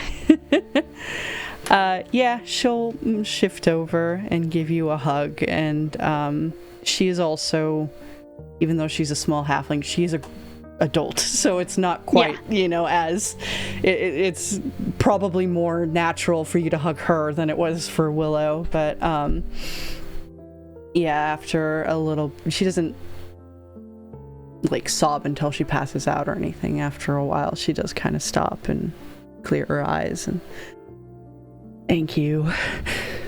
It's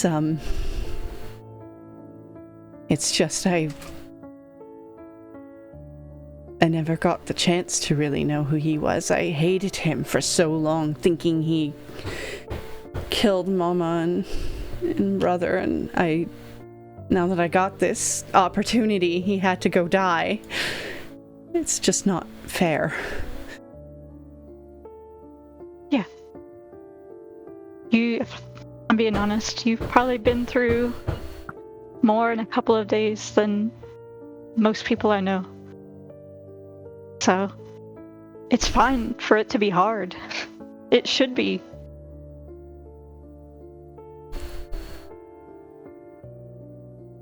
I'm just so tired of it being hard. Yeah. I mean, that's what this was all for.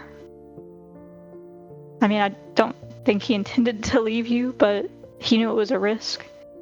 And he was willing to take it because he didn't want things to be hard for you anymore.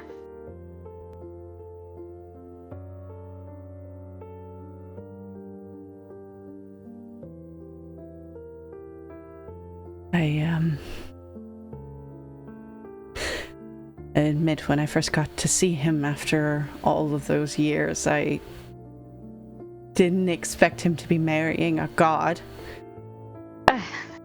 And I really didn't expect how he ended the ceremony. Yeah. He was one of a kind, that's for sure. Having my memories restored, though, I was still hoping to get to know him in some way. Yeah.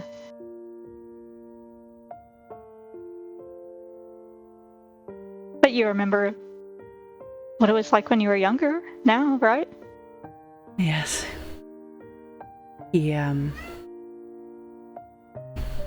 well, for all his flaws, he was a good father. He would often come home with little treats or toys for me and, fuck, I can't remember your son's name. Hold on. I feel such a failure as a DM. Gosh.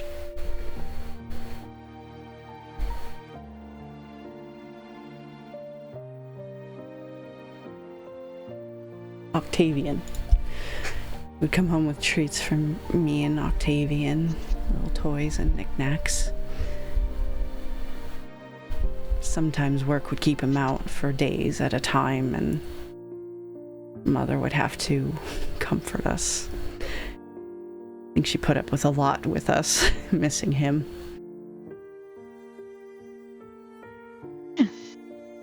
Tell me more about it.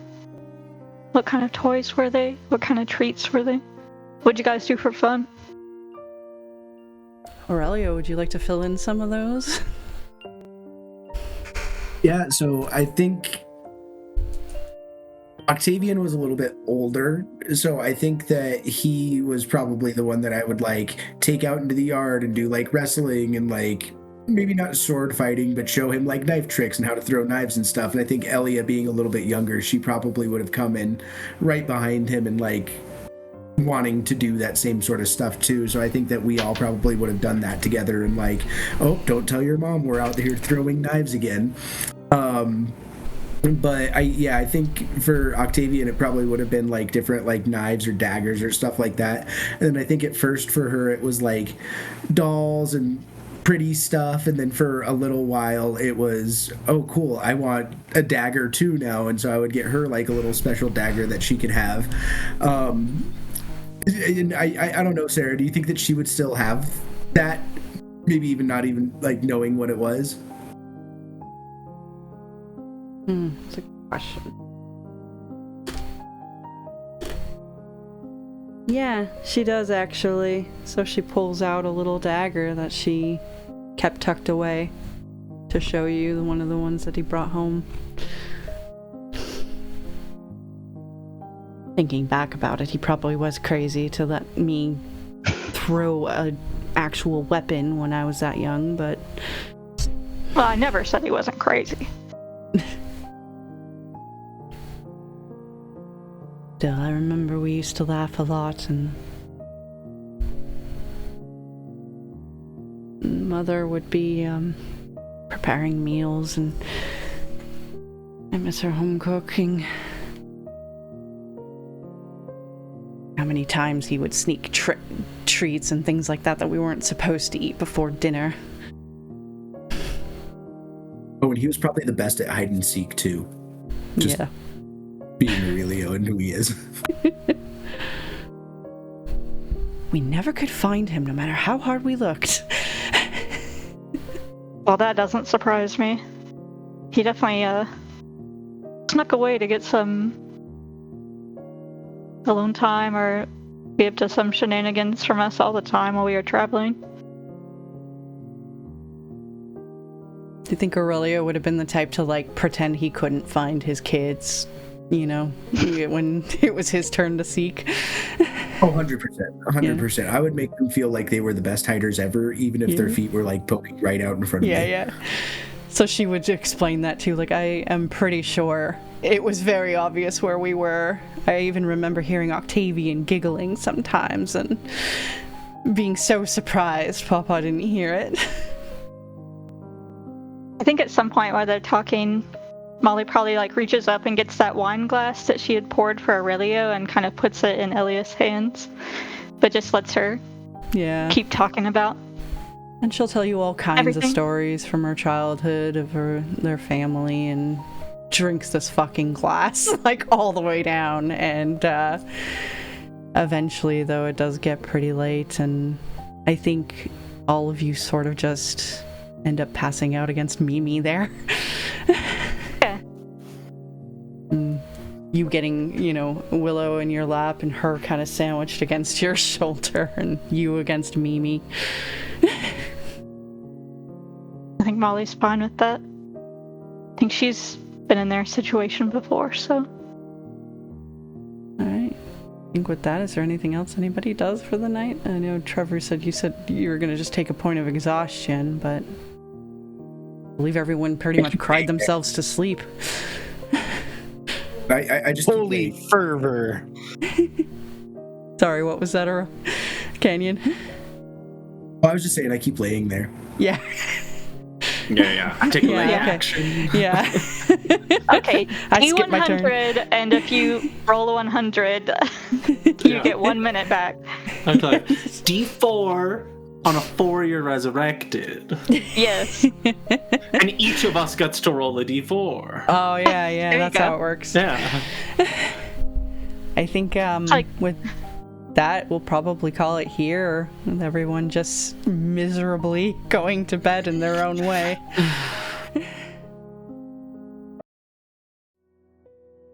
I can't believe that at least one of you thought that I was just looting his body immediately and not trying to turn back time. I loved that. No, I thought you got the timepiece. That. I said that 100% out of character as a joke. I thought you got the timepiece because Abyssria was like, gimme it and I'll give you the name of the person who killed Opal. I didn't know it was because you were trying to turn back time. Yeah, when That's I why... went to grab it, she said it required attunement, and that's why I was like reaching out to Abyssria, and I was like, let me quick attune this bitch. Yeah. Come on, please. Well, that's also why I said like it only resets the turn before.